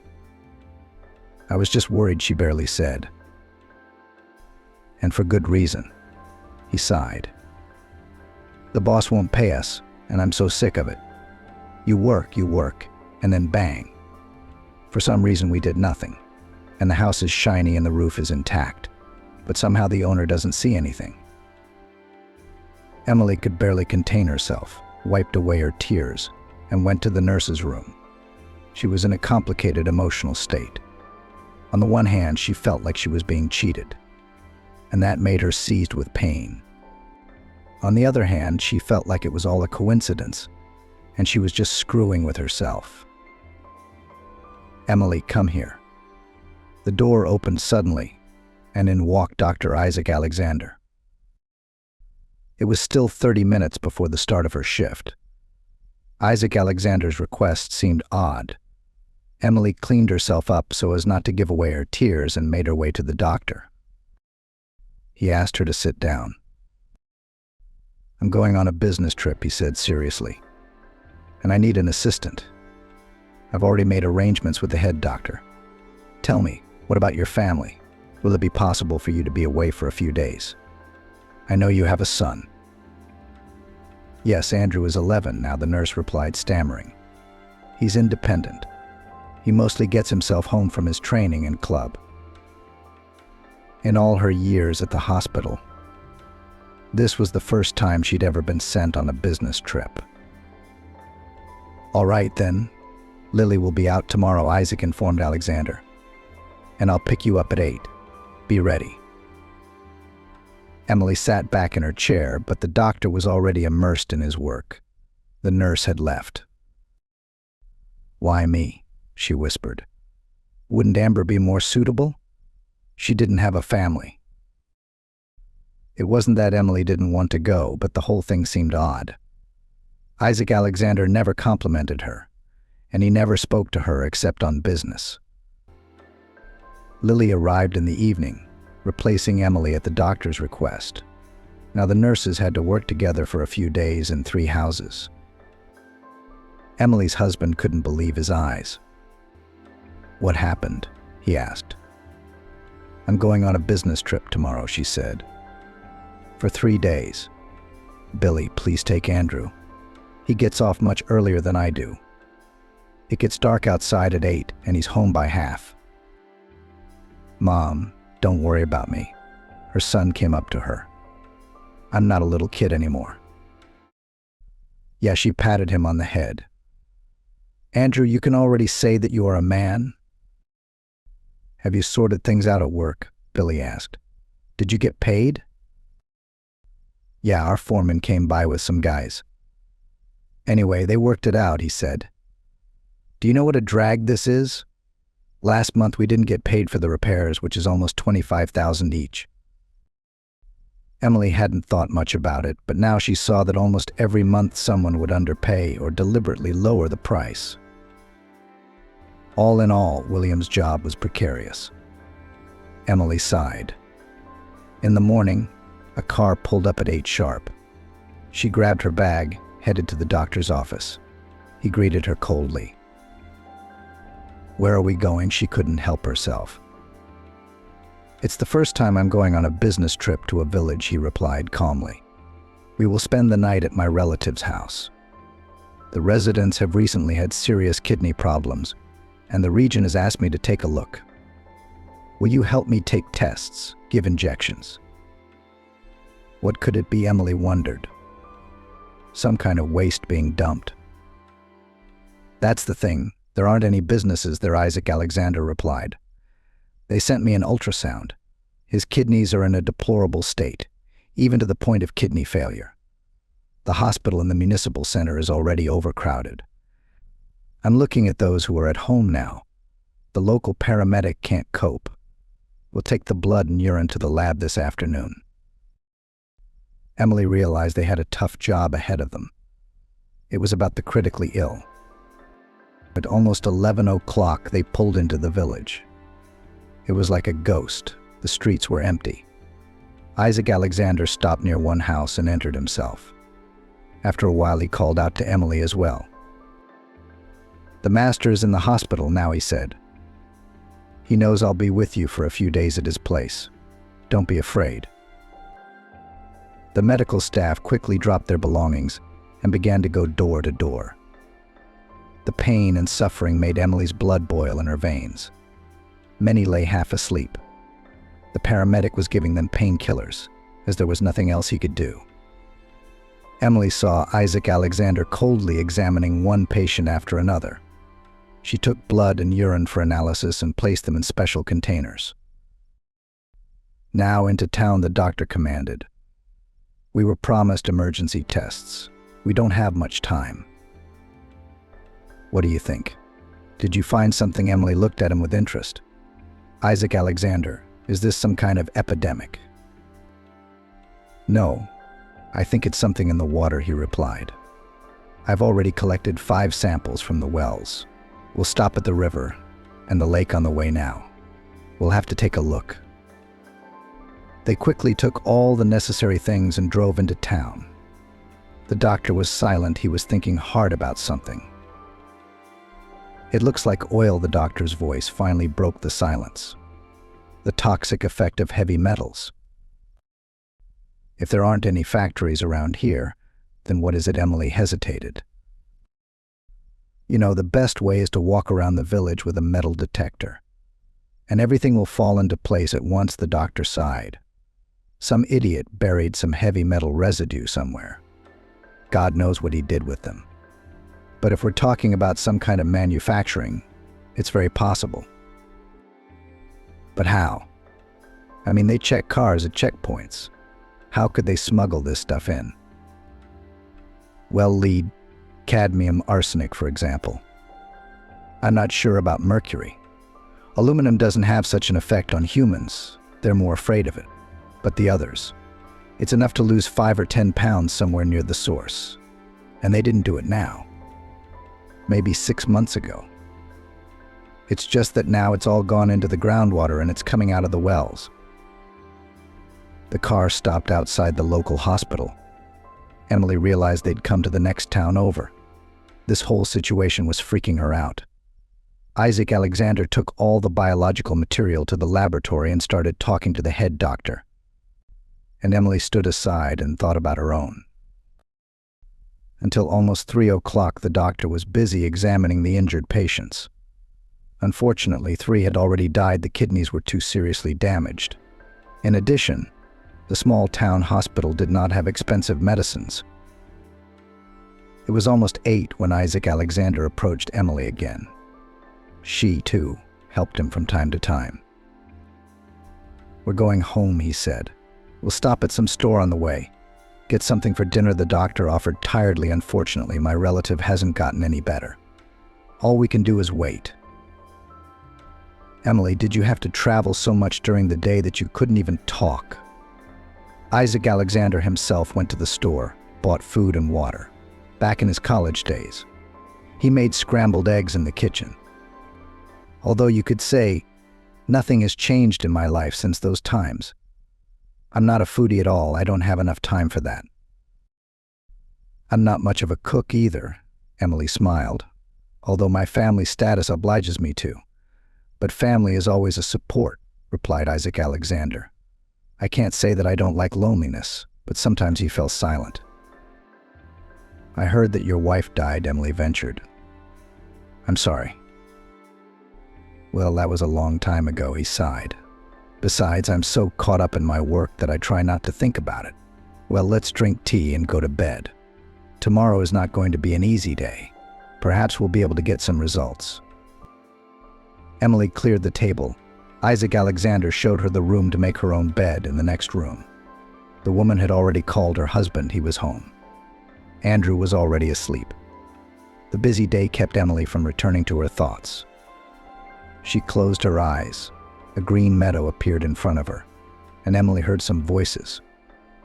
The vision turned into a dream, and the woman fell deeply into it. She awoke abruptly. Though still light at heart, the dream did not bode well for her. She was marrying William, saw her beautiful dress, her veil. Something will happen, she muttered, and she heard the door creak open. But something was catching. The doctor was already up, putting the kettle on in the kitchen. Emily came to her senses, and having changed her clothes, left the room. Good morning, he said as dryly as before. Let's have breakfast. We need to see the patients, and then we'll go back to the city. Both were silent, drinking coffee. Emily even liked Isaac Alexander's company. He didn't ask questions, didn't pry. Toward the end, she couldn't take it anymore. Why did you take me? After all, I have not worked with you for so long, she asked. That's exactly the reason. I know the others very well, he said seriously. Emily was silent. She didn't quite understand what the doctor meant, but she didn't ask. 2 of the patients got worse. They had to be sent to the hospital. Isaac Alexander didn't seem nervous, but Emily could tell by the way his cheekbones moved. The city had gotten the first results. The prognosis was unfavorable, but just as I thought, lead and arsenic, he sighed.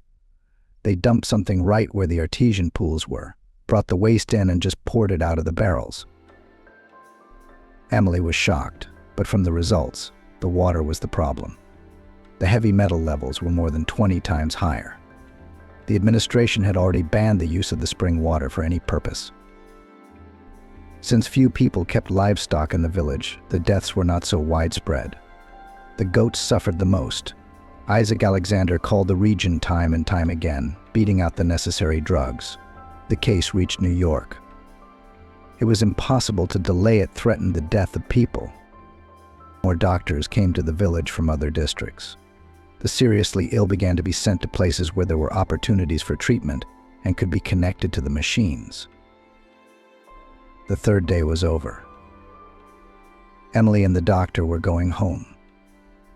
The relative they were staying with was feeling better, so there was hope for Isaac Alexander. Is that your brother? Emily asked him on the way home. I'm very happy for him and for you. No, he is my wife's brother, Isaac Alexander answered. After her death, we sometimes communicate. Emily sank back into herself, remembering last night's dream. Her whole body was covered with goosebumps. Actually, they were supposed to arrive tomorrow morning, but Isaac Alexander decided to return at night. Emily didn't bother calling the household, carefully opened the wicket gate, then inserted the key as well, and the front door opened. The house was dark. Emily went in to see her son. He was asleep. She headed to her room and William was gone. Her wife walked to the hall, but he was absent there as well. She walked toward the garage. William always drove the car in for the night, and to her amazement, the car wasn't there either. Emily felt dizzy and dialed William. He didn't answer. It was 2 on the clock. God, where is he? She sobbed. Her nerves had frayed over the last few days, and Emily couldn't keep her cool. She could barely sleep. She had to stay home tomorrow, and her shift started the day after. Mom, hi. Andrew was surprised to see her early in the morning. I thought I would see you only in the evening. Son, where is father? She asked in a trembling voice. Did you see him last night? Yes. When I went to bed, he was at home. Andrew answered at once. Yeah, he'd already left for work. Look at the time. Dad's got a big order now, so he's leaving early these days. So you haven't seen him in the mornings? Emily asked. Andrew, answer me. No, shrugged his son. Mom, what's going on? We weren't even expecting you until tonight. Dad said you'd go straight to work from your business trip. That was right. That was Emily's plan at first, but the other post nurse gave her until tomorrow morning to rest. Emily had forgotten to warn William about that. Something's not right here, she thought. When Andrew left for school, she wondered, where has he been sleeping all this time? It's no use asking him. I must find out for myself. William opened his eyes and stretched sweetly. Amber lay next to him. She was still asleep. The man got up and began to dress. This has to end, he muttered to himself. Our affair had gone on too long. Still, William couldn't help himself. He didn't know what he wanted. He didn't want to lose Emily, because she was a reliable person. With her, he could spend a peaceful old age, and if anything, she would look after him. On the other hand, he was bored. He stood and looked at himself in the mirror and saw great potential. Except with Emily, it wasn't being realized. He wanted passion, crazy emotions, in general, everything that usually happens with mistresses. William forgot about Tammy all too quickly. He no longer felt bad about it, and Emily wouldn't know about it. Well, he'd go out for a couple months. It's nothing. He'd still be with his wife, he thought. The most interesting thing was that only in the middle of the novel William learned that Amber works in the same hospital where his wife works. Moreover, they were, you could say, co-workers. This confused William at first. He immediately wanted to break up with Amber, but she was so into him that he realized not yet ready to leave her. That's how they met. According to the man, he was in the process of divorce because of a worthless wife. Naturally, he was unhappy. And since he was earning well and gave Amber good gifts, she had already made plans for him. She had to marry William, and at any cost. For a very conflicted Amber, who could not get along with anyone until 40 years old, it was the last chance. So the woman wasn't backing down. Good morning, Kitty, heard the man behind him. Are you awake already? Come here. She held out her arms to him. Amber, I'll finish one thing and we'll have a serious talk, William smiled. Yes, I hope it's about our future. Her eyes lit up. Billy, when are we going to be together? About our future, he answered. Except William was going to talk about ending the relationship, not continuing it. Amber pulled her lover toward her. She was happy. She had no doubt that everything would be her way now. Amber had wanted to quit her job for a long time. She was fed up with it already. William looked so much like the kind of man who could provide for Amber. She had been living the dream of him for the last few weeks. Amber was ready to write her resignation letter tomorrow, but she needed assurances. Until William put an engagement ring on her finger, there was a chance he'd run away from her. Amber's sharp tongue scared off even the most patient men who seemed to love her. All in all, the lovers made different plans for each other. William had cooled his passion, and Amber no longer stirred a storm of emotion in him. He quickly turned on his phone and turned pale. Emily had called him many times, and at night. Okay, I need to get to work. The chief has already called several times. He quickly rushed out of the house. What's her problem? He thought as he got in his car and drove away from Amber's house. Around the corner, he stopped. Emily, hi, he heard his wife's voice. I'm sorry, I slept at the site. Didn't hear you call? Billy will talk to you later, she sounded angry. I'm busy right now. William flinched. Something told him that Emily didn't believe his fables. Okay, later means later. He threw the phone down angrily and drove to work. Basically, they had already finished the renovations. They'd had a few days of downtime, and he'd spent all that time at Amber's place, coming over only in the evening so his son wouldn't suspect anything. I should have broken up with her when she told him she was working at the hospital, the man said angrily to himself. God forbid Emily finds out. She wouldn't forgive me this time. I don't need Amber for nothing, but I'm not leaving Emily. The man didn't even see himself contradicting himself. In his mind, it was normal to have an affair on the side and then kiss his wife as if nothing had happened. William thought that if he was living with Emily, it meant he loved her. There are no other options. He drove up to a friend's house with whom they worked together. There was nothing to do, and he didn't want to stay at Amber's place either. She'd already gotten everything she wanted the night before, and William was tired of her. But the mistress herself didn't think so. Billy, can you get out for half an hour? I really need your help, she called to him. He went outside so his friend wouldn't hear him. Yeah, I bought something here, something heavy. I need you to come over. The cab didn't want to take me. All right. Where are you? I got it. I'll be there in 15 minutes, he promised. Emily was very angry with her husband. She felt like this was all some kind of game. The evidence that William was hiding something was too obvious. His excuses didn't convince her. Emily couldn't find a place to be. She was very tired, but she couldn't sleep. She decided to go downtown to get some distraction, to go shopping. Emily got off the bus with no mood and headed towards the mall. She sat down on a bench. It was nice out, she sighed and looked around, and her gaze fell on the cars standing near the building. In the far corner, she saw some woman kissing her beau. Emily looked closely, but didn't see anything unusual. The lovers were too far away to see them in detail. But a car pulled away, and suddenly Emily saw that it was their passenger car. She had no doubt about it. Cab. She ran up to the car with the checkered license plate. Please follow that blue Lada, just so they don't see us. We're in pursuit, laughed the cabbie. I hope there won't be a shootout. No, Emily said angrily. I don't have a gun. I don't carry them in public. The man froze in his seat. He didn't really like the passenger's joke, and they drove for about 20 minutes. William turned down a street. The cabbie followed him. The car stopped and Amber got out. The cab drove past. Emily tried to hide so she wouldn't be seen and saw her husband pulling something heavy out. It was a struggle for the woman to get home.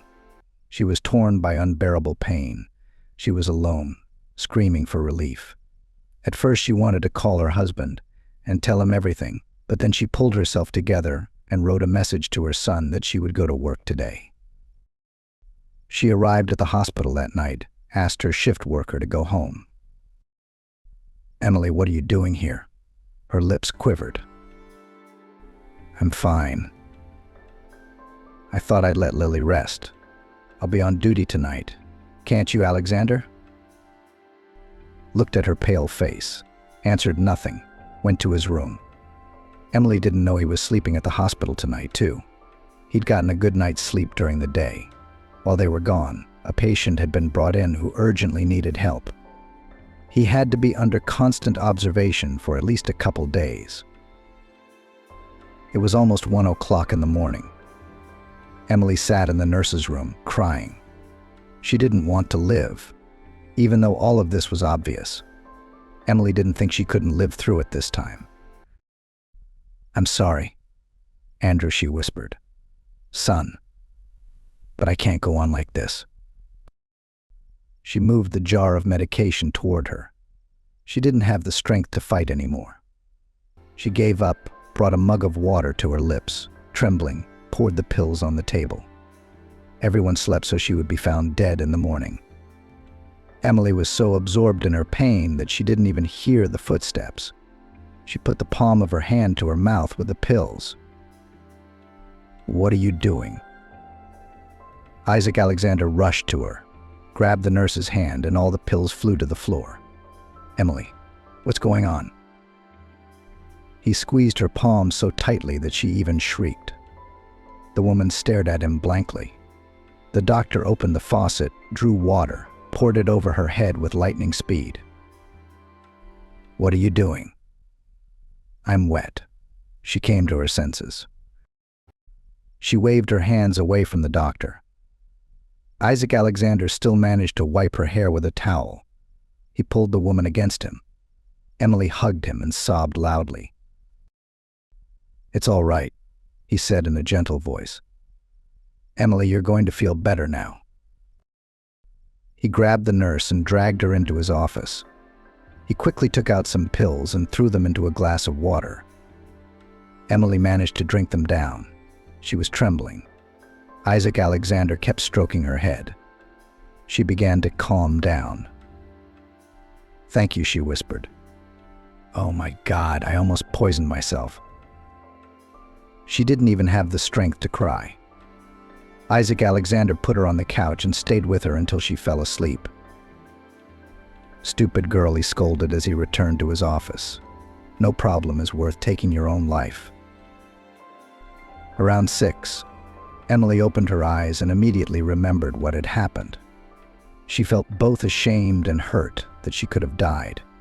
She opened the door. Isaac Alexander was asleep. She gazed into his face. It was filled with light. I guess there are angels on earth, after all, she thought. That's how kindness and a desire to help people hide behind coldness and calculating. Isaac Alexander seemed so dear to her. Emily sat quietly in her chair and watched him. She didn't know how much time had passed, but at one point the doctor opened his eyes. "How long?" he asked immediately. "Emily, are you okay?" "Yes, thanks to you, I didn't make a fatal mistake. Otherwise I wouldn't be here," she lowered her eyes. "Can you tell me what happened?" The doctor sat down on the couch. "Judging by what you wanted to do, something serious." "My husband cheated on me." And not for the first time, tears flowed down her cheeks. "When we were still living at home, he had an affair with our neighbor." And now Emily was silent. "And now my husband is having an affair with Amber, remember? She told me at her birthday party that she'd met a prince. Well, it was him. I saw them together. Yeah, it's Santa Barbara." Isaac Alexander scratched his head. "But if he's such an unreliable man, then he's hardly worth you taking your life because of him." "I certainly won't now. It was some kind of obsession. I don't know how to explain it to you. I was in so much pain," she whispered. "I understand. I was in the same situation myself once. After my wife died, I didn't want to live either. I tried slitting my wrists once, but I couldn't. And the second time I wanted to hang myself. But all the time someone held me back. I trusted this force, and now I am grateful to God that he did not allow my death. You have to live, no matter how difficult it is. It's the only way to understand why we've been given all this." Emily calmed down. She realized clearly that she would not stay with William, no matter how much their son suffered. She could never forgive her husband again. By 8, Amber came in, radiant. Emily was as cold to her as ever. "Were you tortured last night?" She was outraged. "Why are you looking at me like I'm the enemy?" Emily went to change. A doctor approached the post nurse. Isaac Alexander asked her to come in to see him. "You wanted to see me?" Amber tossed the doctor nonchalantly. I see Semyonov hasn't gotten any better. Yes, but this isn't about him, the doctor replied calmly. Amber, I'd like us to have a private conversation. The nurse jumped. The first thing that came to her mind was that Isaac Alexander would be imposing on her as a fiancé. Amber, a bad situation has come up, he began, and I don't even know how to tell you about it. What is it? The woman exclaimed impatiently. If you want to ask me out, I'm sorry, I'm busy. That's exactly what this is about. Amber, are you going to marry someone else's husband? Isaac Alexander's cheekbones flared. I don't know how this mistake happened, but your fiancé is Emily's husband. She saw you outside the mall yesterday. She followed you in a cab to your house. Her husband gave you a ride, Isaac Alexander pointed out. What a load of crap. Amber jumped out of his office and started calling her lover. Billy, answer quickly. Your wife, Emily. William disconnected immediately. Amber tried calling him many more times, but he blocked her number. Emily had already gone home, so she couldn't talk to her in person. William realized he was busted, angry at himself, but he had to get out of it somehow. The best option was to disappear out of sight for a few days for now to figure something out. Amber dialed up her rival. She was insanely angry, except the woman didn't realize that Emily had nothing to do with it at all. You stupid fool. She yelled into the phone. Why are you slandering me? Are you trying to make me look bad? You're having an affair with Billy and you want to get rid of witnesses. Amber, what are you talking about? Emily tried to talk to her calmly. Are you the one going out with my husband? I didn't interfere with your family. You're lying. Amber screamed. Are you sleeping with that asshole?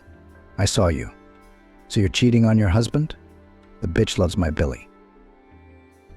The woman didn't want to admit she'd been caught.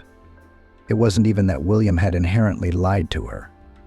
Amber didn't want to admit she'd gotten herself into such a messy mess. She just couldn't. Her reputation wouldn't let her. Amber was ready to tear everyone apart. William still hadn't returned her calls. The woman had worked her shift, but she wasn't going to let it go. Well, I'll show you, she threatened Emily. The bitch couldn't hold on to a man, and now she's blaming me. Amber had already realized that William was really her husband. But instead of being angry at him, she focused all her hatred on Emily. I'll show you. You'll be kicked out of the hospital, she threatened. You idiot. She got a man like that. Emily couldn't reach William either. Her son came home that evening, so she decided to talk to Andrew. Son, she sighed, you're a big boy and you understand something about life. Looked at him, mother. It happens that adults can go their separate ways. Did you and your father have a fight? The boy guessed. I won't get involved. If Dad leaves us, I won't feel guilty anymore, he reassured her. Thank you, Emily hugged him. Andrew, I love you so much. She already wanted to fly out of this cage to freedom, and she finally calmed down. She no longer saw any obstacle to staying with her husband. She had endured almost a year for her son's sake, but William had not changed, and Emily had no idea what problems lay ahead. Emily entered the hospital. She hated to cross paths with Amber, but Amber was waiting for her. Remember, she whirled her hands in front of her face. I'm not to be trifled with. Is it your fault that Billy cheated on you? I know what was really going on between you two. He told me everything. The other guy would have kicked you out of the house a long time ago. She was yelling really loud on purpose. What did he tell you? Emily asked with her arms crossed over her chest. Did he catch me with a man? That, too, Amber said angrily. I can see why you got your hands on that robot. Billy told me how you were having an affair with the guy in charge at your house. He wouldn't leave you for your son. The whole hospital was buzzing about Emily sleeping with Isaac Alexander. Naturally, Amber did it deliberately to cover her dirty deeds. Now, there were few people who believed Emily's words, even if she did say that Amber had been out with William. Emily knocked on the door to the doctor's office, walked in and couldn't stand it, covered her face with her hand and sobbed. "Emily, what happened?" He came up to her. "Did your husband hurt you?" "No. Amber told everyone that you and I were lovers. Can you believe it?" she sobbed. "What the hell is that?" He swore. "She's confused about her connections. She can't see what's true and what isn't. And the worst thing is that everyone believes her." Emily looked at him with eyes full of tears. "Idiot." She asked for it. He left the office abruptly. "I'll cut her down." After lunch, the head doctor summoned Amber to his office. Isaac Alexander and Emily were already in the office. Amber Stevens, the chief, addressed her. "On what grounds did you decide that your co-workers were engaging in lewd behavior at work? Did you see it with your own eyes?" Amber really wanted to lie, but she felt the consequences would not be pleasant. "No," she said quietly, her eyes downcast and silent. The head doctor gave her a hard look. Unfortunately, he did something she had not expected. He paused. "You are fired," he said loudly. "Bring a statement, and I'll sign it." "Take it easy," the head doctor said. "Amber like you are a pond, and real specialists like Isaac Alexander can be counted on the fingers. If you had a brain, you wouldn't be making all this up." Amber walked out of the head doctor's office in crocodile tears, and her career was over. Her job didn't seem so bad now. Amber had gotten a small house from her first husband, so basically she'd settled into life pretty well. Now she had no money and no job. Emily thanked the doctor for his support and got to work. She decided not to wait any longer. Tomorrow morning she would try to find her husband. "Isaac Alexander, let me use your phone to make a call," Emily asked the doctor before leaving. "My husband doesn't take my calls." The doctor handed her the phone and left the office. Emily had a feeling William would answer it for her, since the call could have been from a potential client. "Hello," the wife spoke quickly. "I'm filing for divorce. There can be no talking. Your half of the house I'll buy out." "Okay, I'll be there," William angrily replied and disconnected the phone. Emily drove home with only one question: where would she get the money for the house? Perhaps there was something her parents could do to help her. Maybe he would agree to match the alimony? The thought crossed her mind, though I'd even agree without them, just so he'd be out of my life. Before Emily could enter the house, William appeared on the doorstep. Andrew was already at school. "Please don't be silly," Emily said immediately. "Billy, we're adults. Everything has to be paid for. If you didn't understand anything after the first time, you'll never understand again." William didn't really engage in dialogue. He agreed to give up his share of the alimony. Basically, he was making good money. He packed some things and left. Emily was overjoyed. As she found out later, he'd moved in with Amber.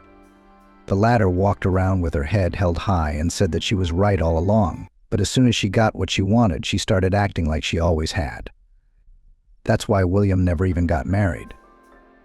6 months later, he packed up his things and left in an unknown direction. Deciding to follow her husband, the wife saw him getting on the wrong train and hopped on. "Mom, Dad, I want you to meet my boyfriend. Or rather, already with my fiancé," Emily said one evening when they were sitting together at dinner. Susan gasped. "Emily, how so? How long have you been dating him? And you haven't even said a word to us. It's all secret, all secret, all secret." "Mom, but why not?" "We've been dating for a while," Emily replied. "Michael came to see me with an injury. Anyway, it's been 2 months now. But the intentions are serious for both of us." Daughter. Congratulations to you, pronounced the father, who had been silent until then. And when you had time to grow up, I didn't even notice. Time has flown by so quickly. You've graduated from the University of Medicine, you've begun to work, and now you're almost a bride. Yes, said the mother thoughtfully. I want a family like yours. You've always been perfect for me, Emily said. You talk to each other a lot, still write messages to each other. Respectful to my brother and me, among others. I even gave you guys as an example to Michael and told him that you were the standard of a perfect relationship for me. Emily, when are you going to introduce us? Susan asked. Michael and I are coming over for lunch this weekend. Mom, you don't bother cooking much, okay? You'll make a lot of dishes again. You'll get tired, so just make it hot and that's it. Michael and I will pick up some cake on the way. Emily, I'll certainly try, but you know me, I probably won't be able to do that, Susan replied, grinning. I like cooking. I like feeding you guys goodies, but I'll try. Emily had been working as a trauma doctor at the clinic for several years now. She graduated from the local medical university and immediately got a job at the clinic. Sometimes she took on inpatient duty, but only a couple of shifts a month. And meeting Michael happened right in the medical office. He was a pilot, an airplane commander. Hello, come in, Dr. Emily said in her duty phrase. It was a phrase she said 30 times every day. She didn't put much emotion into it. Absolutely not. And this time she said it without even lifting her head. Michael entered in his pilot's uniform, and Emily couldn't take her eyes off him for long. Tall, statuesque, handsome. Good afternoon, said the young man. I didn't expect to see such a fragile, beautiful person in the trauma doctor's chair. Emily broke into a smile. And you, I see, from ship to ball, the girl asked. Yes, you're right. Just off the flight, we flew with a flight from Vienna, and there was a rowdy passenger flying with us. The whole crew had to subdue him. That's what he got. Michael showed Emily his injured arm. Well, I hope you landed normally, Emily tried to joke. As you can see, both myself and all the passengers on Vienna to New York flight 345 arrived at our destination on time, the man reported back to her. Yes, you have a nervous job, Emily said and began to examine her arm. I'm going to send you for x-rays now. We need to find out if there's a fracture. Here you go, room 205 is on the second floor. You'll take the x-rays and then come back to me. Michael nodded. He walked around for about 15 minutes, then came in again, but knocked first. Emily had already looked at his picture in the program. I want to reassure you there is no fracture. I'm going to give you some ointment now. You will put ointment on your bruise twice a day. I promise your arm will be healed before the wedding, and she handed the pilot a prescription to the pharmacy. The young man took the prescription in his hands. Then he said, Emily, I don't do this every day, but I want to take you out to dinner tonight. Emily, who had filled out the chart in the computer, immediately looked up. She was very excited about the offer and of course accepted it, but she needed to pause for the sake of decorum, which she did. You know what, Michael, I don't get offers like this every day either, so I'll take it, Emily answered and smiled at the man. Where should I pick you up? He asked. Emily gave him the address of the apartment where she lived.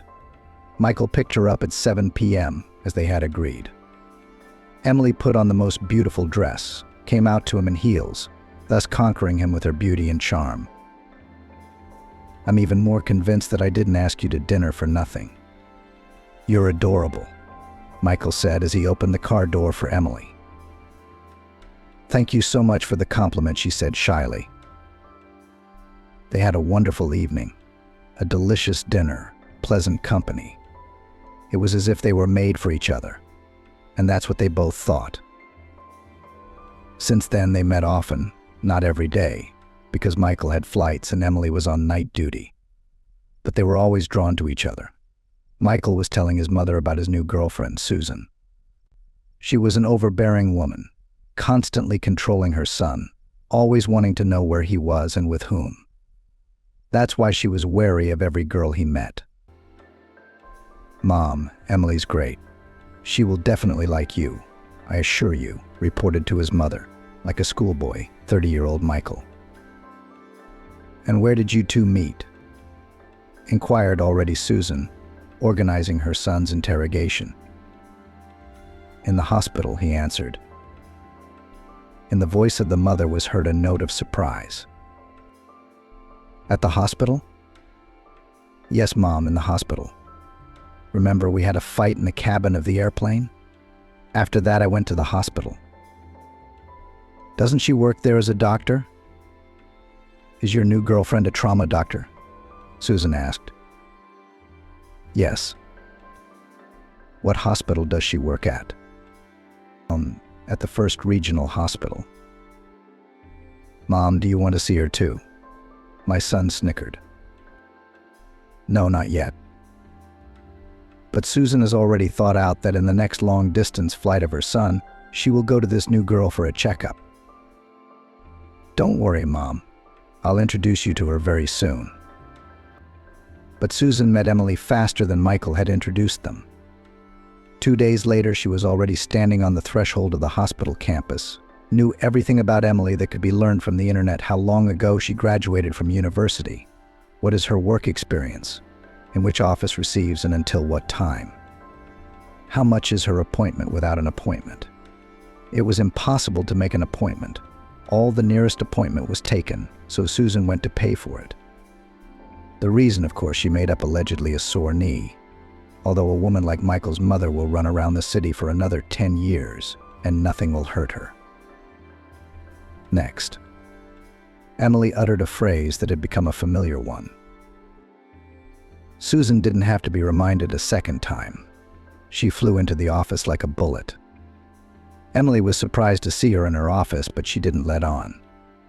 Michael showed her a picture of his mother and told her that she was overprotective and overprotective. "Hello," Emily said in a sweet voice. "What are you complaining about, Susan?" "My knee hurts." Periodically, that is, she corrected herself in time. "Does it hurt now?" Emily asked.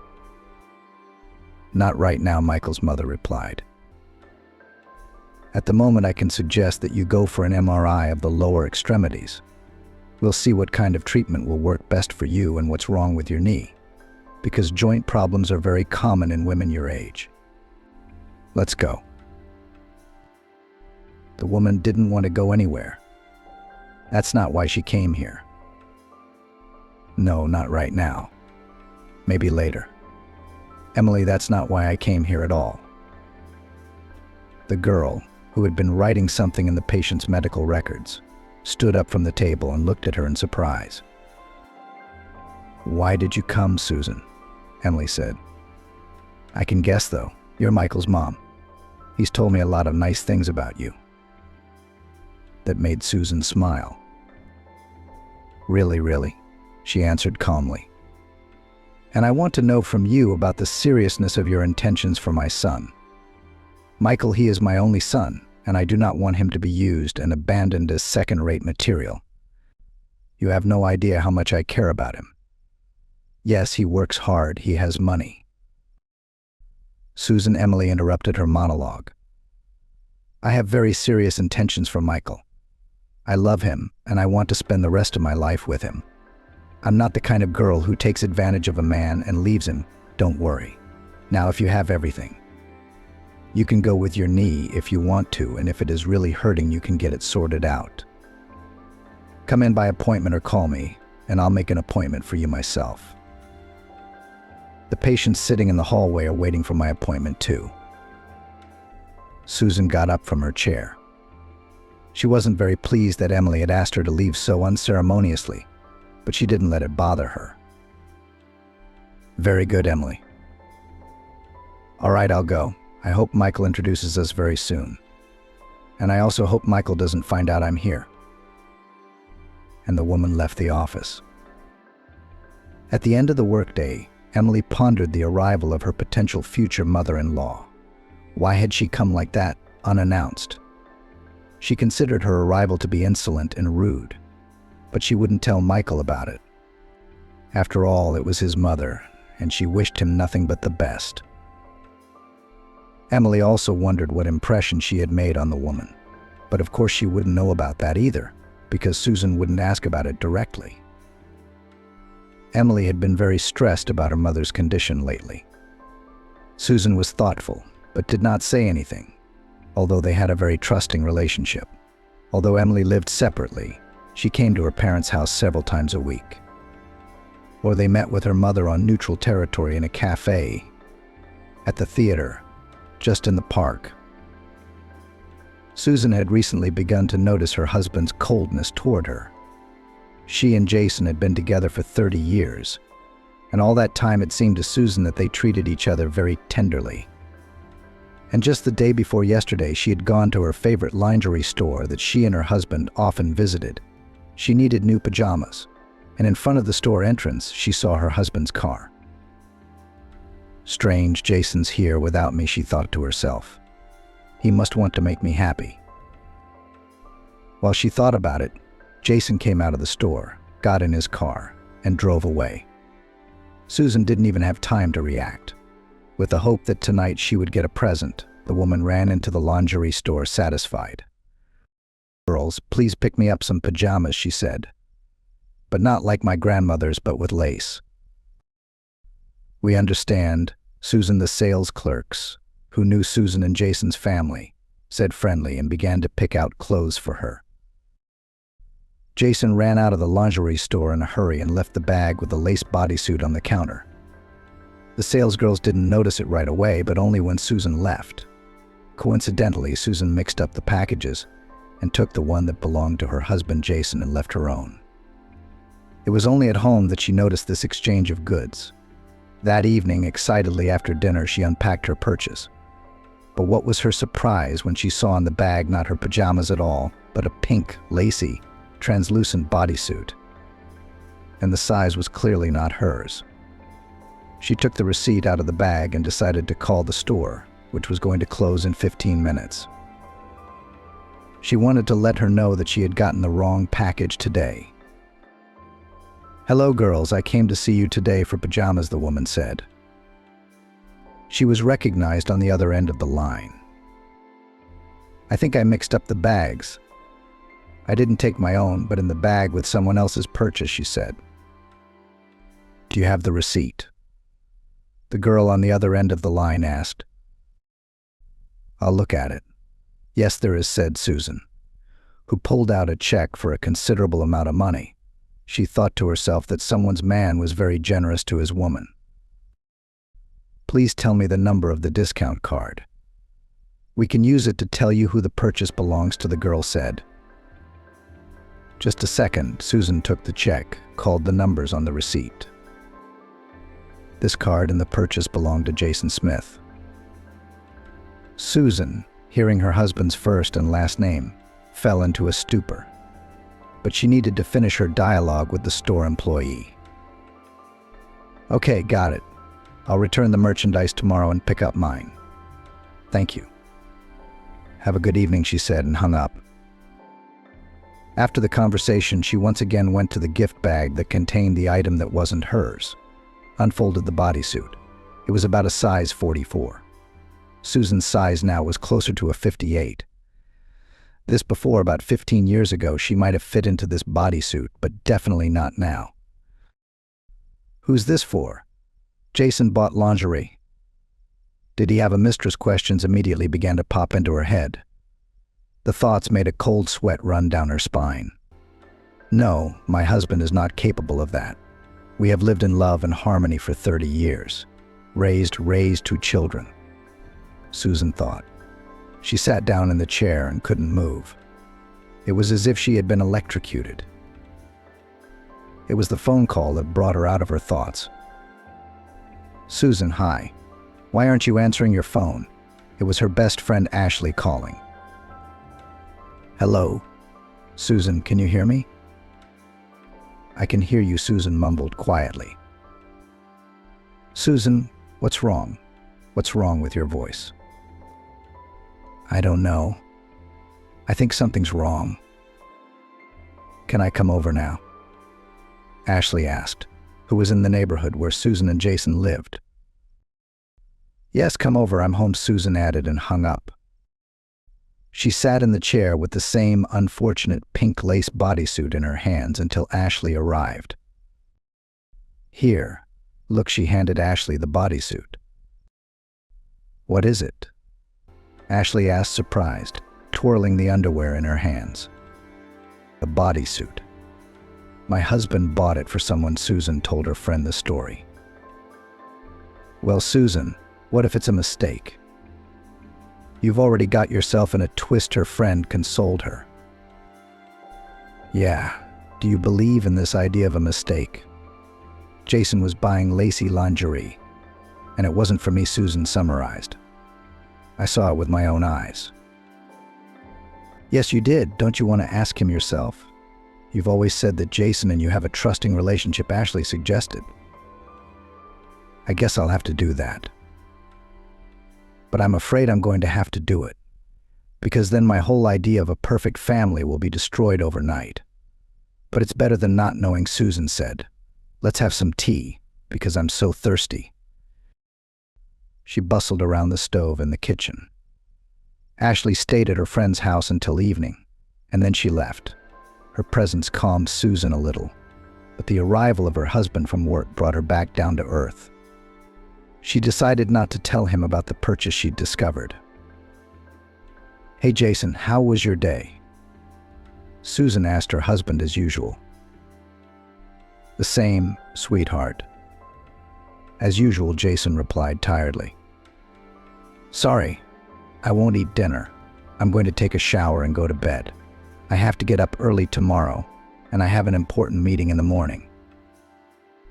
"I'll lie down in the living room so you won't be in the way," Susan tried to say the words in a firm voice so that she wouldn't show her husband her resentment. She wanted him to say, "Beloved, this is not disturbing me at all. I want to sleep tonight only with you." Therefore, what living room? But alas, the reality was quite different. "Okay," Jason said, and went straight to the shower. Susan could hardly hold back her tears. In the morning, Jason left at about 6 a.m. Susan had just gotten up. Susan had just had time to get up when he ate breakfast and said, "I walked over to my wife, kissed her, and left for work." Susan was alone. "Emily, hi." Susan called her daughter for advice. "Can I see you tonight?" "I'm sorry, Mom, I can't. I thought we said Friday," Emily replied. "Did something happen to you?" "Yes, I did." "All right, well, let's do it tonight at our cafe." All day Emily thought not about her patients, but about what could have happened to her mother. As a doctor, she immediately thought that she had some serious illness. Therefore, in the evening at the cafe, the girl began with the topic of illness. "Mom, don't worry. Nowadays, almost everything can be cured. We'll find you the best clinic, even abroad." "Emily, what are you talking about?" Susan couldn't hide her surprise, despite her daughter's pained look. "I'm not sick." "You mean you're healthy? I thought you'd found out you were ill, and that's why you've been so brooding lately." "No, Amy, that's not the case." Susan pulled herself together to tell her the problem. "It's that your father is cheating on me." Emily could not believe this information, as she had found out about it by accident. Susan recounted to her daughter the whole story with underwear, which completely accidentally surfaced in the woman's life. "Yes, I never thought that my father could do such a thing," Emily said thoughtfully. "Do you know who she is?" "No, and I want to find out soon. I just don't know how. Amy, I lied to Michael by telling him that we have a perfect family. We're just a normal family with a typical cheating husband. That's how it turns out, as sad as it looks." While the women were talking, the waiter brought them coffee. "Thank you very much," Emily thanked him for the order. The waiter nodded in response. "Mom, we need to think of a way to get him out. Let's think about it together. I just don't know how to act in a situation like this, because it's the first time I've been in it." And Susan cried softly. "Mommy, please calm down. No one deserves your tears. I know it hurts, but we'll get through this together." Emily hugged her mom tightly. That night, Jason came in and said that he had to go to his mother's house in another town, that she was supposedly sick. "I'll take the train. It'll be faster and there won't be any traffic. I'm leaving tomorrow night." "Maybe I should come with you," Susan suggested timidly. "No, not yet," he replied quickly. "You know your mother doesn't like you very much, don't you? Let's not traumatize her just yet." "All right," Susan sighed. She had no relationship with her mother-in-law, no matter how they tried to make it work. Her mother-in-law was a bossy woman who wanted Jason to be with her. And when Susan came into his life, she didn't take kindly to her. Grandchildren Emily and Anthony loved immensely. But Susan never accepted. And Susan was very upset by this fact. But she gave up trying to please her mother-in-law. "What time is your train tomorrow?" Susan wondered whether Jason would lie or tell the truth. "At 5:10 p.m., her husband answered. "I'll walk you out." "You don't have to. Mind your own business. You have a lot of work to do around the house," he said. And it was true, there was always a lot of work in his house. It seemed to never end. Susan decided to follow her husband, who went to check on her sick mother. Arriving at the train station a little earlier, the woman saw her husband. True, he got on the train, not the one Susan expected, but the one that was going in the exact opposite direction. And Susan decided on her own head to quickly jump into the last carriage of the train to follow him. After going through all the cars and finding Jason in one of them, Susan sat behind him. It wasn't a long ride, only about an hour. Susan filled the stop. It was the Kalanina station. It was dark outside the window. There was some small, almost abandoned station. Susan was afraid to get off here following her husband. But on the platform she saw clearly that her husband went to the girl, kissed her, and they walked together by the hand into the darkness.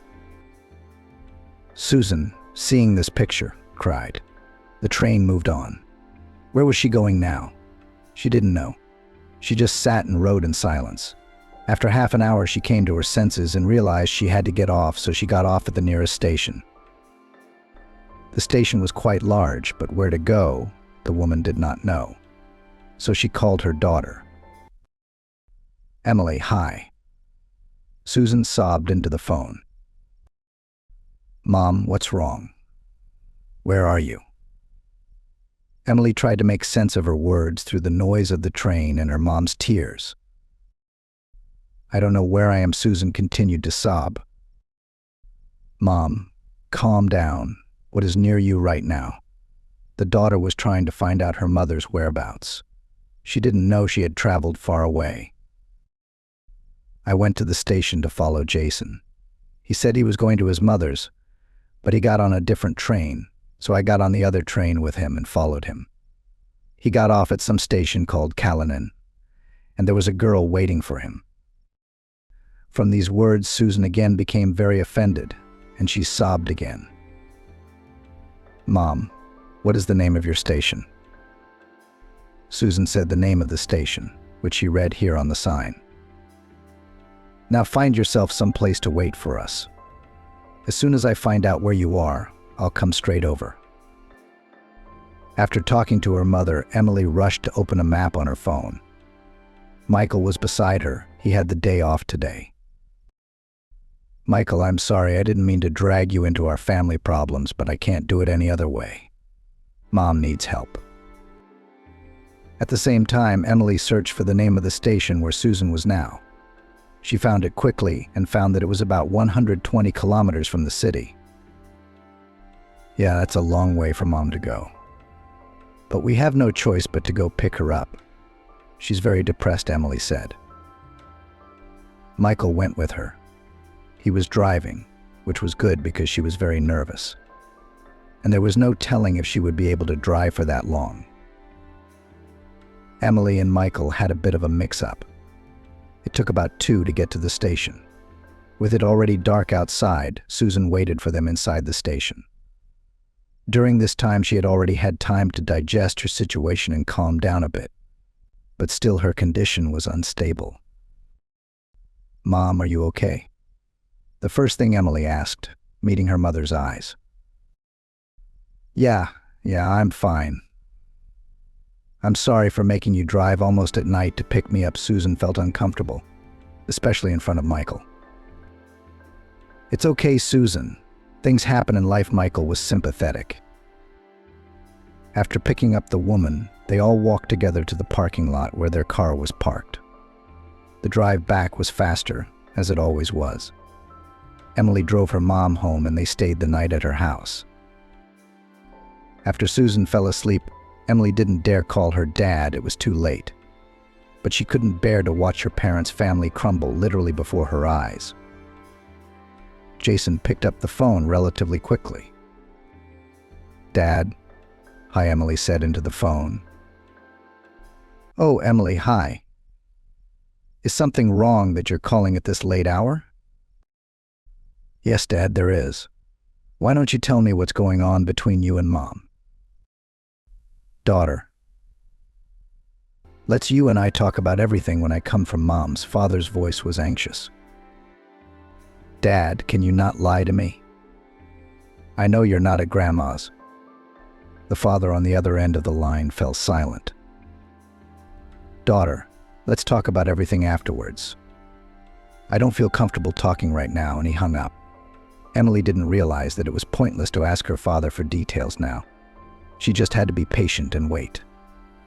But she didn't have much patience. In the morning, Emily was awakened by a phone call from an unknown number. "Hello," Emily said through her sleep. She always slept so sweetly at her parents' house. "Is this Emily?" The pleasant female voice on the other end of the line asked. "Yes, it's me." Emily jumped up on her bed. "I'm Amber, your father's mistress. We need to meet tomorrow night at Cafe Rebecca at 8 o'clock in the evening," the girl said very quickly. "Okay," was all Emily had time to reply.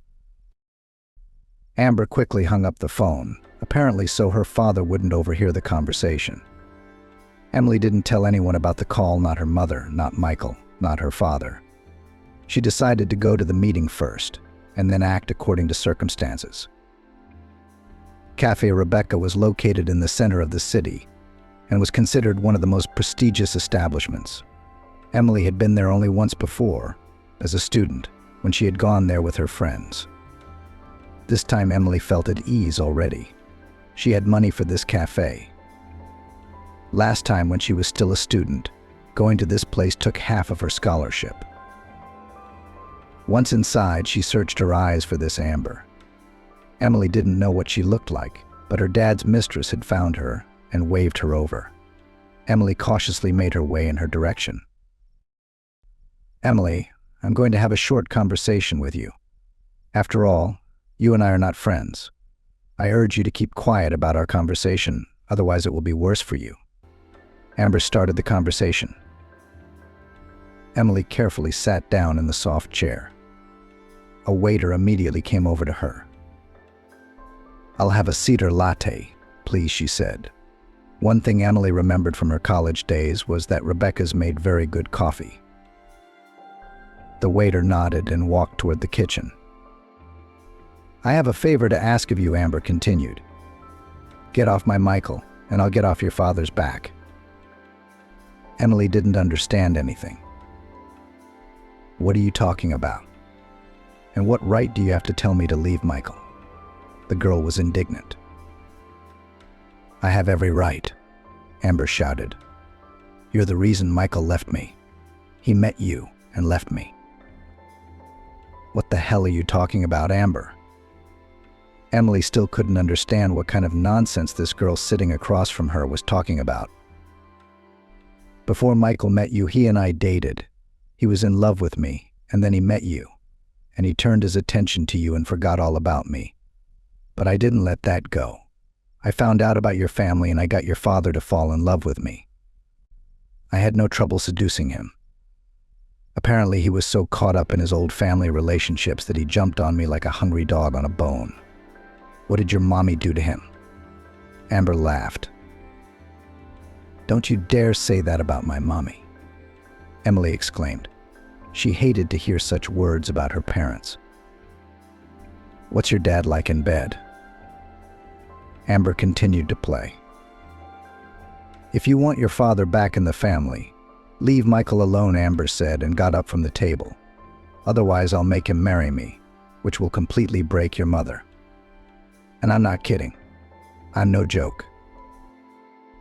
After saying that, Amber walked out of the cafe. Emily was shocked. The waiter had long ago brought her the cedar latte she had ordered, but she couldn't bring herself to take even one sip of coffee. Finally, she took that sip. The coffee warmed her up so much. And she began to think about what she should do next, whether she should tell Michael or her father or her mother, or leave Michael for the sake of bringing her father back into the family. Would her parents be able to maintain a good relationship after all this? Emily was at a crossroads. She then decided to just talk to her father about what was going on between him and her mother. The next morning, after canceling an appointment at work, Emily arrived at her father's workplace. Emily, what are you doing here so early in the morning? Why aren't you at work? Her father asked indignantly. He was uncomfortable that the whole mistress thing might come out. Dad, I came here so you could tell me everything. I don't recognize Mom. She's completely exhausted. Tell me, who is this woman? Emily went straight to talking about the mistress. She's a flight attendant, Jason replied nervously. But it's clear to me now, Emily said out loud, thinking she was speaking to herself. What has become clear to you, Emily? I don't get it. Her father was perplexed. Nothing. Dad, how serious is your relationship with this Amber? Oh, you already know her name. Good for you, Jason said ironically. Stop being ironic, Dad. Our family is crumbling before our eyes. How serious is your relationship with this woman? Honestly, daughter, I had a crush on her, but I didn't think it would go this far. Admittedly, the initiative came from her. But of course she wouldn't have missed out on a man like you, wealthy, successful, athletic, and handsome. Dad, don't start talking about Mom. Have you seen the state she's in? Or are you only interested in your job and this Amber? Emily was ready to explode, but held back as best she could. I'm not ready to leave the family yet, her father admitted. You know I have a lot in common with Susan. I can't leave it all behind like that. But I can't leave Amber either. This is when Emily couldn't take it anymore. Daddy, don't you realize she's just using you? The girl screamed. Emily, calm down. Her father tried to calm her down, but to no avail. Emily burst into hysterics and ran out of the study, slamming the door loudly. She didn't get to have a frank conversation with her father. Jason was alone. He paced back and forth in his large office with his hands behind his back. He realized that this affair had gone too far, and it wouldn't be easy for him to get out of it. But what should he do? Leave Susan and go to Amber, the woman who'd made him young again? Or live out his life with his wife?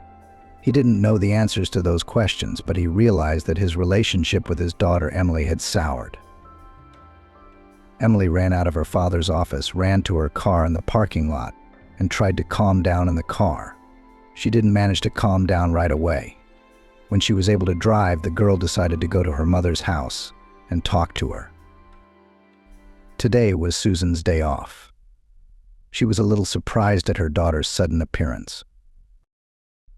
Emily, why aren't you at work? Asked a confused Susan, who hadn't slept well the previous night.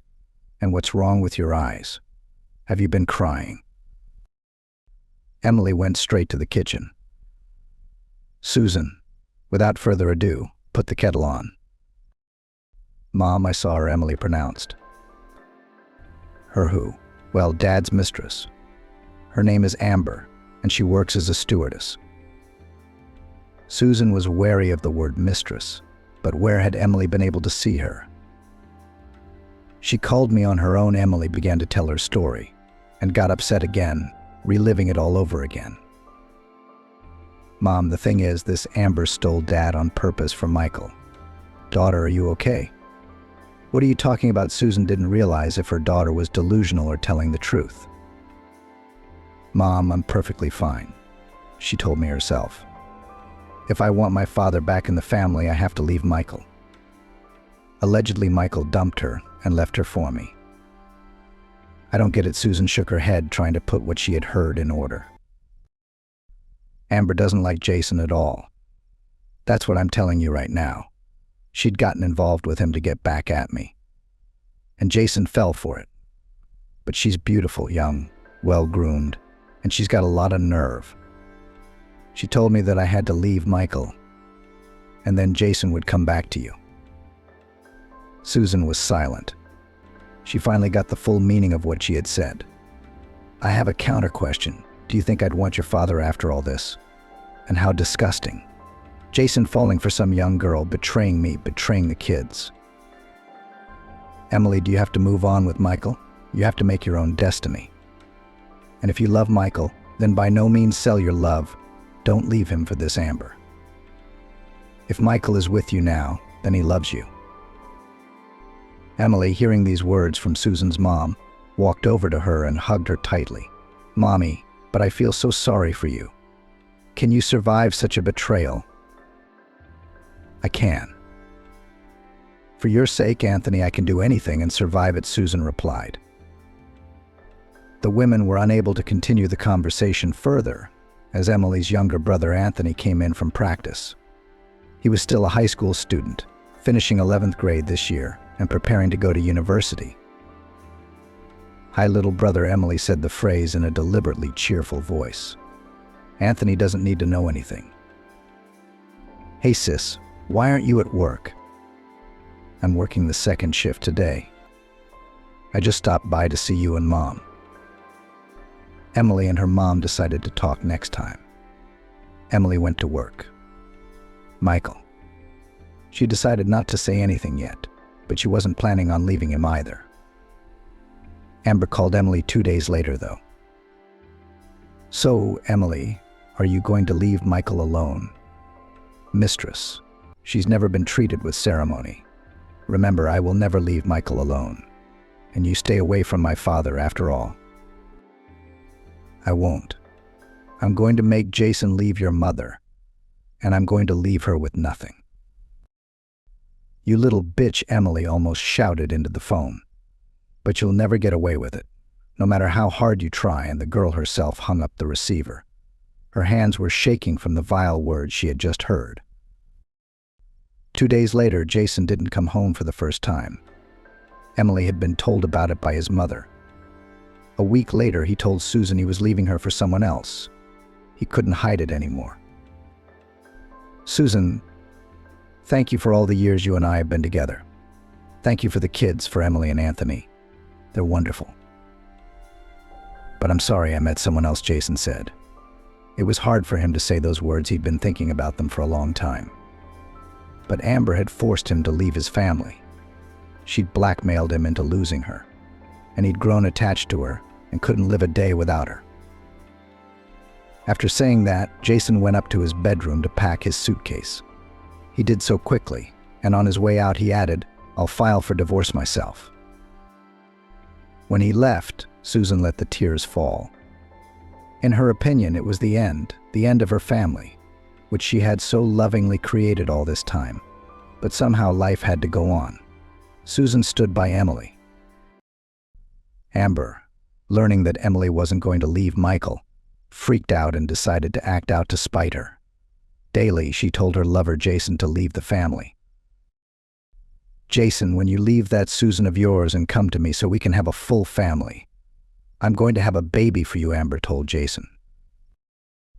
His mistress took him in her affection, and Jason gave in, plucked up his courage, and told Susan the truth. And Amber rejoiced. After Jason came to her for good, she'd pictured Emily. But the reaction of her powerlessness, her anger at her father for abandoning her mother. But it was Emily's own fault. Amber had warned her. Emily chose not to retaliate against Amber. Spent all her free time at her mom's, which is exactly what her loved ones wanted. Amber, not seeing the wounded response at all, decided to move on. She wanted Michael too, and she didn't need Jason. Michael was her target. So she needed to set up a meeting with Michael. Amber and Michael worked for the same airline. Michael was a co-pilot at first and flew in the allotted hours and proved himself to his superiors in an extremely positive way. He became an aircraft commander. Amber worked for the airline as a flight attendant. She liked Michael immediately. In general, Amber had a love for pilots since childhood. She could not explain it in any way. But she read novels in her youth. For some reason, she imagined her soulmate was a pilot and no one else. When she saw Michael, she realized she was lost. She flirted with him for a long time, trying to draw attention to herself. Michael, who had no girlfriend at the time, fell for her advances and seductions. But he did not feel anything serious about her and told her repeatedly. But Amber, at that moment, everything was fine. After all, Michael was with her, and it was the most important thing for her. And then Michael met Emily and disappeared. He left Amber, and he was honest with her about everything. She was furious, and she couldn't accept it. She couldn't accept that Michael had traded her for someone else. She didn't immediately follow Michael's new girlfriend. In principle, it wasn't hard to do. Emily had come to the airport a few times to pick Michael up after work. Then she found out all about Emily, her family, tracked down her father, and arranged a chance meeting in the parking lot. Amber went back to her big job to get Michael back, but he never came back to her. And one day, while leaving the airport with Michael, Amber struck up a conversation with him. "Michael, hey." Amber caught up with him. "How are you doing?" "Hey, yeah, I'm good." "Michael, I wanted to tell you that I'm not mad at you anymore," Amber said with a sly tone. "I finally met my love, too." "Yeah, I'm really happy for you. I really am." "I hope he's a good man?" Michael asked. "Yes, he is. And you know him?" "I know him. You intrigue me. Who is he? Tell me." "That's a mystery. Michael, why don't we go to the coffee shop tonight? Or do you want to come over for a cup of tea, just for old time's sake?" Amber needed to lure him into her web. She had a plan in her head. Michael gave it some thought and agreed. "Shall we?" "I'm not in any hurry right now. Emily's on shift till tonight." "Oh, great, to our favorite coffee shop like we used to." Aha. And Michael and Amber wrapped up at a diner near the airport. "Have you had breakfast, Michael?" No, I haven't. So I'm going to get some cereal with peanuts and tea." "That's right." "I do," Amber admitted to him, and ordered all the things she had listed.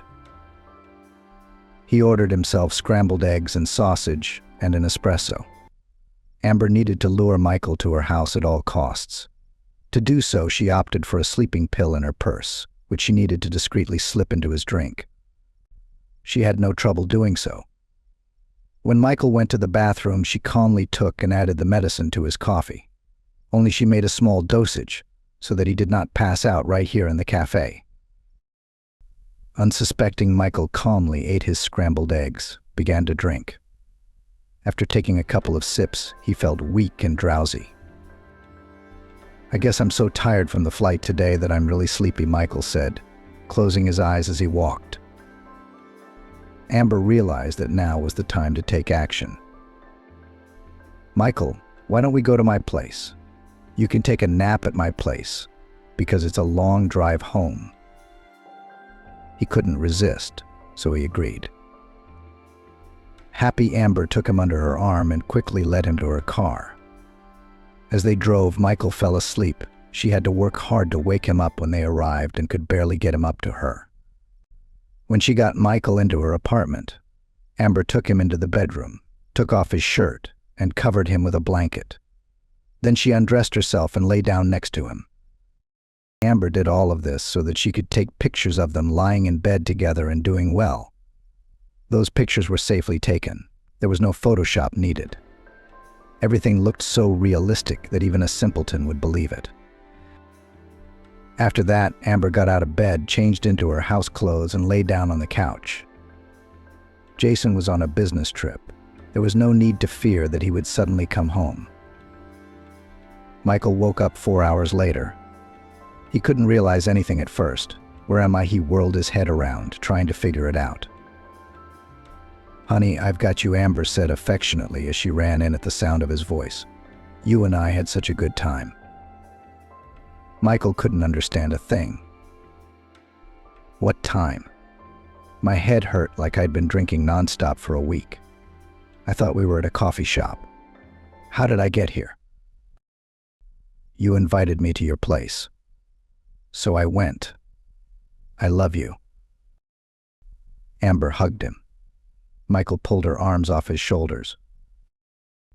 "Don't, Amber. I don't believe there could be anything between us." "You don't believe it, but look." The girl showed him the pictures she had taken. "You set this whole thing up on purpose. You lured me to the cafe to slip me something." Michael couldn't believe the veracity of the pictures Amber was showing him. "Michael, it was your initiative, and I just went along with it," Amber replied. "Don't you ever send those pictures." "Ashley, do you understand me?" "Do you? Are you threatening me?" "No, not yet. I'm just warning you." Michael barely got out of bed and walked out of the apartment. Amber was rubbing her hands together because she'd done it. Michael went first to the airport to pick up his car because he'd left work in a hired car. Then he was in a hurry to get back before Ashley got home from work. He broke all the rules, but he made it to the apartment where they'd been living together for months. He got there a half hour before she got back, changed quickly, and showered. All those half hours he wondered if he had something with Amber or if she'd cheated on him. "Hi," Ashley greeted cheerfully when he got home from work. "Hi, Ashley." Michael came out to greet her, gave her a kiss and a hug. "I missed you so much." "I missed you too. How's your mom?" Michael suddenly asked her. "Not good," Ashley said sadly. "She can't get over it, and I don't know what to do." "Ash, it's going to take time. Unfortunately, nothing else will help. I'm sure Susan will come through this ordeal with flying colors. We just have to wait a little longer." "I certainly hope so," Ashley replied. "She's spending a lot of time with Anthony. He's finishing 11th grade and getting ready for college. Her father hasn't called or written since he met Amber, and it's like he's lost his mind. As they say, a gray hair in his beard, a black eye in his rib." "What are your plans for tonight, my love?" Ashley asked playfully. "I just want to lie in front of the TV with my favorite girl," Michael replied. "I don't mind." Michael and Ashley spent the day together as they had planned. One day, Ashley went to her father's office to pick up his papers. Her mother had asked her to do so. Susan didn't want to see her husband again, so she asked her to go to Ashley's father's office. Ashley stopped by after work, and he wasn't there alone. Emily was sitting in her father's office. This meeting hadn't gone too badly, even though it had been unpleasant. "What can you do?" "Dad, Mom asked me to pick up my papers," Emily started the conversation. "Give them to me and I'll go. They're in the locker room now in my briefcase." Jason went to the locker room, and Emily was alone with Amber in the office. She restrained herself from saying anything hurtful to Amber, but she wasn't holding back. "How did you like Michael in bed?" Amber asked ironically. "What's it to you?" Emily snapped at him. "Or does my father not suit you at all?" "No, I'm fine with him, but I like Michael better." "Stop it, Amber," Emily yelled at her. "By the way, Michael and I had a lot of fun recently," she said, as if she didn't mean it. "A couple days ago, Michael came over for a couple hours. Didn't he tell you that? Oh, that's too bad. I thought you two had a very trusting relationship." "I don't believe you," Emily replied sharply. "And I have proof." Amber pulled out her phone to show Emily the pictures from earlier. "Well, I think we look great in bed together. Don't you think?" Emily flipped through the pictures, unable to take her eyes off them. While she was looking at them, her father came back with the papers. "Here you go," he said. Emily took the documents with trembling hands and left the office without saying anything. "What's wrong with her?" Dad asked Amber. "I don't know," she said. "I don't really care about your daughter, to be honest." Emily walked on, tears dripping from her eyes. She couldn't believe that her beloved Michael, her sweetheart, was cheating on her. The girl got into her car, let the tears flow, and then drove home. She needed to find out all the things that Michael was hiding from her. When she arrived, Michael was home. "Hi, sweetheart," he said. But Emily didn't say anything, just looked up at him with her big, blue, crying eyes. "Is something wrong?" "Something with Mom?" Michael asked her. "No, Mom's fine. But our relationship is over," Emily replied. "What are you talking about?" "Anne, I don't know what you're talking about." "I'm saying you can go back to your Amber. You and I are no longer on the same path. How could you go out with me and get in bed with her?" After saying that, Michael realized what he was talking about. Amber showed her the pictures she'd taken when he'd suddenly fallen asleep. "I'll explain everything to you right now," he tried to justify himself. "I don't want to hear any of your explanations. I've got it all figured out," Emily said harshly, though it hurt her to say such words to the man she loved. "Now please take your things and go live at your place." Michael realized that Emily was very upset with him. He himself would have been offended too, so without further ado he gathered the necessary things and left the apartment. Emily was left alone.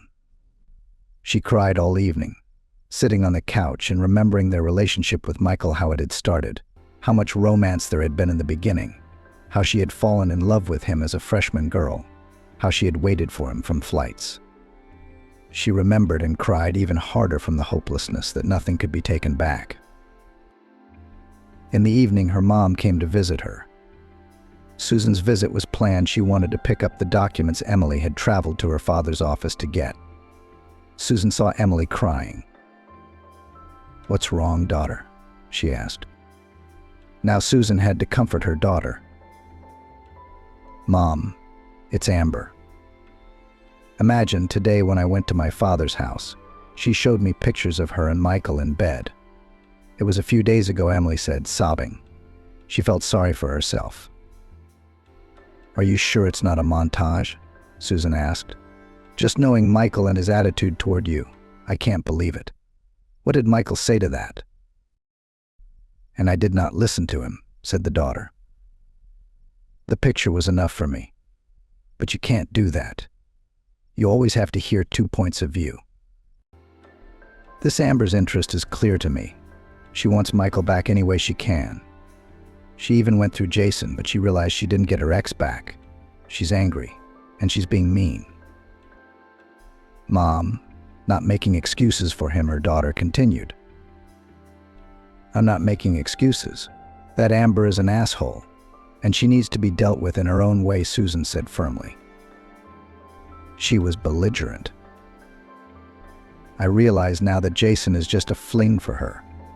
And I've been asking myself for days, why didn't I fight for my husband? And Emily, maybe you should have given that girl a big send-off." "Mom, is that you?" Emily didn't recognize her usually quiet and calm mother. "How do you want to fight for Dad?" "I don't know yet. It's Anthony's birthday, so we need to get the whole family around the family table soon. Can you help me? And we'll invite my dad too, of course. Without Amber, of course. And we'll reminisce about all the good times we used to have together. Mom, I don't know what it'll look like, but I'll help. Emily nodded. Her resentment toward Michael had been put on the back burner for now. Emily spent all her free time preparing for her brother's birthday. Anthony was turning 18.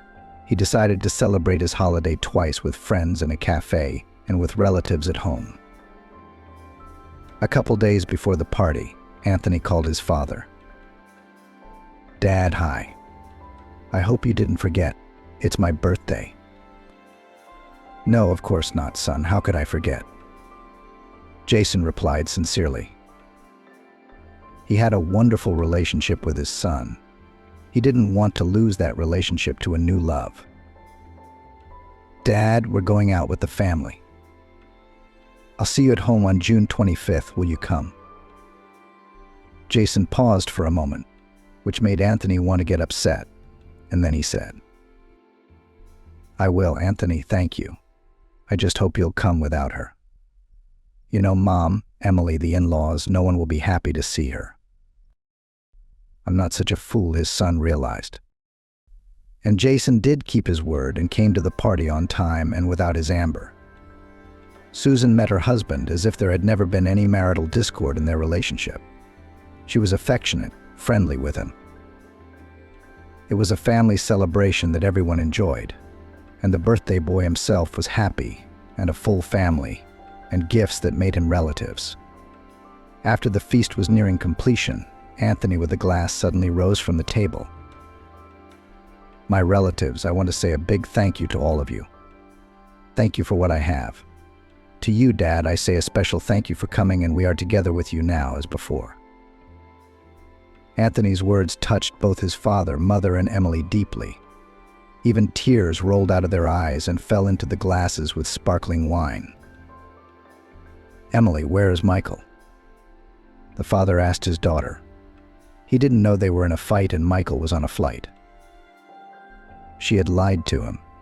She didn't feel like telling her father the whole story right now at the party. The family and friends slowly began to disperse. But Jason, after drinking a little wine with Susan's brother, didn't want to leave. Dad, why don't you stay home tonight?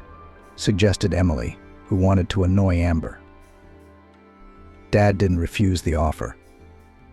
He was glad he did, because he would have been too embarrassed to ask to stay over. He and Vitaly sat outside that night. Jason went to his and Susan's bedroom, as was his habit, and only when he lay down did he realize that he had done something wrong. But Susan didn't kick him out, but decided to use her mistress's methods. As soon as Jason fell asleep, Susan took a picture of them together.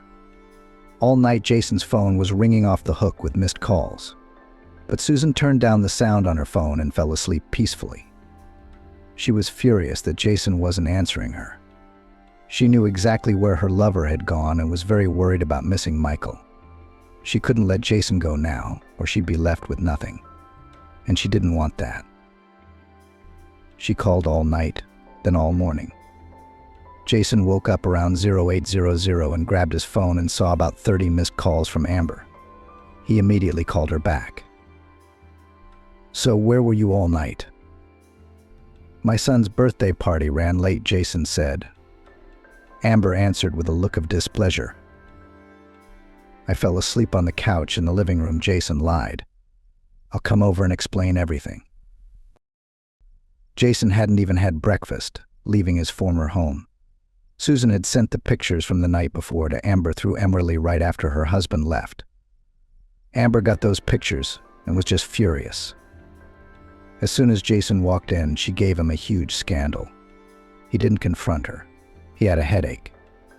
He drank a cup of coffee with a hangover and drove to work. He didn't have the energy for a fight. He wasn't sure if he wanted to spend the rest of his life with Amber. Meanwhile, Emily's mom insisted that Emily have a serious talk with Michael. You're the master of your own destiny, Susan told Emily. And if you want to live the rest of your life with him, talk to him. Tell him the truth about Amber. Tell him that she is now your father. Michael, on the other hand, is still in the dark about who Jason and the mistress are. We need to untangle this snake pit. And who's going to do it if not you and me? Over breakfast, they began to spend many a night at my parents' house. Michael calls you, Susan said. Yes, every day. But I don't answer the phone. I think he betrayed me. What if Amber set this whole thing up on purpose to break you two up? You have to meet him. Emily thought about her mom's suggestion for a long time. On the one hand, she really wanted to meet Michael. She missed him so much. But on the other hand, she immediately remembered those nasty pictures, and she didn't want anything else. But the meeting presented itself. Michael was waiting for Emily at her work. We need to talk to you right away, he said. This can't go on much longer. I have to explain everything to you. Without speaking, he took Emily's hand and led her to his car. She didn't resist. In her subconscious, she was looking forward to this meeting. I owe you an explanation about these pictures, Michael began. Yes, they were taken at her house. But I honestly don't remember when. One thing I do remember is that Amber and I were leaving work after a hard shift. She invited me to a coffee shop near work.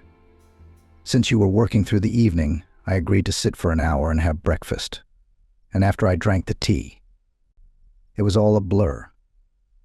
I don't remember how I got into her car. I don't remember how I ended up in bed at her place. You may not believe me, but I remember everything very, very vaguely. It was like something had been put in my drink. I believe you, Emily replied.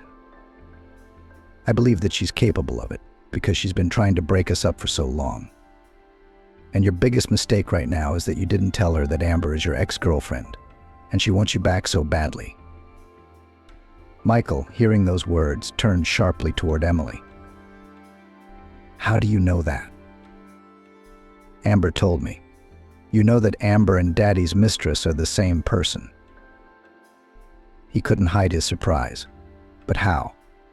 So your dad is dating my ex-girlfriend? Yeah, that's right.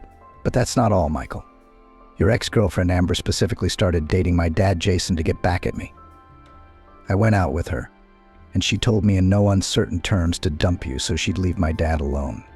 But I didn't, as you can see, because I love you. And that really pissed her off. So she decided to set me up with pictures of you. But that doesn't mean that nothing happened between you two. I mean, it doesn't, Emily said. Michael, I swear to you that nothing happened between me and Amber. At least not while I was in my memory. Yes, I do, Emily said affectionately. But why didn't you tell me earlier that you knew all about Amber? I didn't want to involve you in the family squabbles, she said. Does your father know about Amber? Did she go out with him on purpose? No, no one's told him that yet. I want to tell him, but I just need him to hear it from Amber. He might not believe me. Then we'll build on that, Michael suggested. Let's get Amber out in the open. How do we do that? Emily asked again. You need to meet with her again, but record the entire conversation. I'll call her now and make an appointment, Michael suggested. Emily nodded. There was one number in her phone book. She found it, called it. It rang. Hello, Amber answered. Amber, this is Emily, Michael's current girlfriend. Remember when we met you at the coffee shop? Yeah, of course I remember. I'm gonna be your stepmom soon. Amber said into the phone. Amber, if your offer to dump Michael still stands, I'm in. But we need to meet again and talk things through. I need assurances, Emily said into the phone. I'll never give up on Michael, so it's on. Do you want to meet? Well, let's do it tonight at 8 p.m. at the same place, Amber suggested. Okay, Emily replied. Well, that's half done, Michael said as Emily hung up the phone after talking to Amber. Yeah, but I'm so scared to do all this, like I'm going to betray you tonight, she added. Don't be afraid of anything, Emily. I'll always be there for you. Trust me, Michael said and leaned in to kiss her. Emily did not resist for the first time in a long time. After that conversation, they drove to the apartment where they had lived together before their fight. Emily began to get ready to talk, as it was already 4 o'clock. I could take you to a coffee shop, Michael offered, but she declined. Emily was afraid that Amber would notice him and not believe that the whole situation was real. Finally, evening came, and Emily drove to Boston in her car. It wasn't a long drive, so she got there in 15 minutes. Amber was already sitting at a table in the cafe in all her war paint. "You've had enough of Michael, haven't you?" Amber asked. "No, I love Michael, but I'm sorry about Mom. She's very depressed. She doesn't go out, she doesn't eat, she lied. I really hope that Daddy will come back to the family and everything will get better. Mom will revive at least a little. But I need to know that if I leave Michael, you'll leave Dad alone." "Yeah, I promise you that. You leave my Michael and I'll leave your father. I don't love him. I don't love him. I only needed him to accomplish my goal," Amber said loudly. Emily had time to turn on the recorder on her phone and write it all down. "Okay," Emily replied. "I believe you, Michael is yours." With those words, Emily got up from the table without ordering anything. Everything she wanted to get, she had already gotten. She drove home and told Michael everything. Amber believed it. "You have to play your part now," Emily said. She and Michael agreed that he was in the play and would play the role of the jilted and hurt boyfriend. They wanted to get Amber to dump her wounded father. Amber found out about Emily dumping Michael 2 days later. She caught up with him when they got off work together again. "Michael, is it true? Did you and Emily break up?" "Yes, I did," he answered her. "So now I have a chance again?" Amber asked ambiguously. "But everyone always has a chance," he answered ambiguously and walked on. Amber took his answer as a call to action and acted on it. She needed to tell Jason that they were breaking up. But first she needed to make sure Michael was in her good graces. Amber didn't want to be alone. One night, Amber called Michael, and he was at Emily's at the time, but Michael answered the phone. "Hey, why don't you and I get together? I've missed you." He paused for a moment, then agreed. "All right, let's go to a coffee shop near your house." Emily didn't like hearing that, but Michael reassured her. "Emily, honey, but just be patient. As soon as we get Amber out in the open, we'll get you married. We have to get your father out of that stewardess clutches." Michael began packing for his meeting with Amber. Emily let him go with a heavy heart. What kind of girl would send her favorite guy to meet her ex-girlfriend? And a very attractive one at that. Michael arrived at the cafe. Amber arrived about 5 minutes after him, walked up to him and gave him a hug and a kiss on the cheek. "Michael, I missed you so much." The test was a given, Amber said. "And I missed you a little too," Michael added a little later. "I was told you grieved after me. And not for long. Did you find a new boyfriend quickly?" She faltered, but she had to answer something. "Yeah, it was just a fling. I thought I told you about him. An older man just bored with his boring family life, got attracted to me. I'm bored with him. We have very different interests." "Interested in you, or did you seduce him?" Michael clarified. "Michael, but let's not get into that. I'm way past that stage of my life. I'm going to tell him today that it's over between us, even though he's so attracted to me. But I want you and only you, and I'll talk about it 1,000 times. But I can't promise you anything serious. I've just been dumped, and I'm disappointed in every woman in the world right now.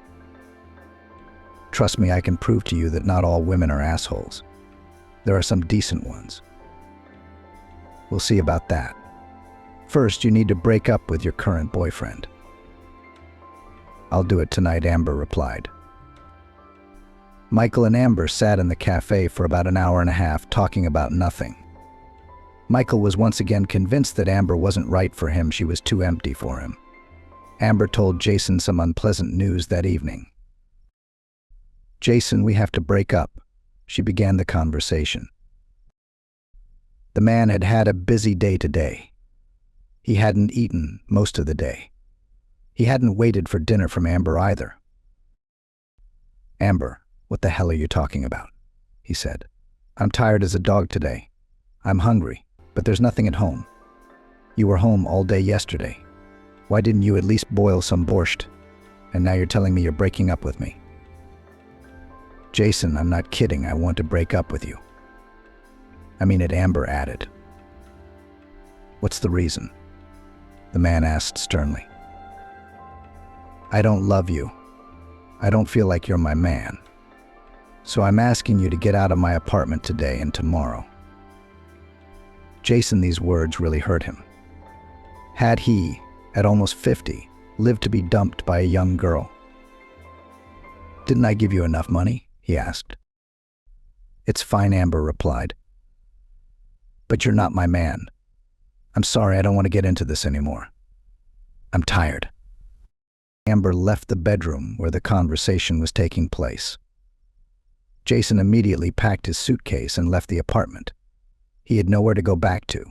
He wasn't going straight to Susan's house.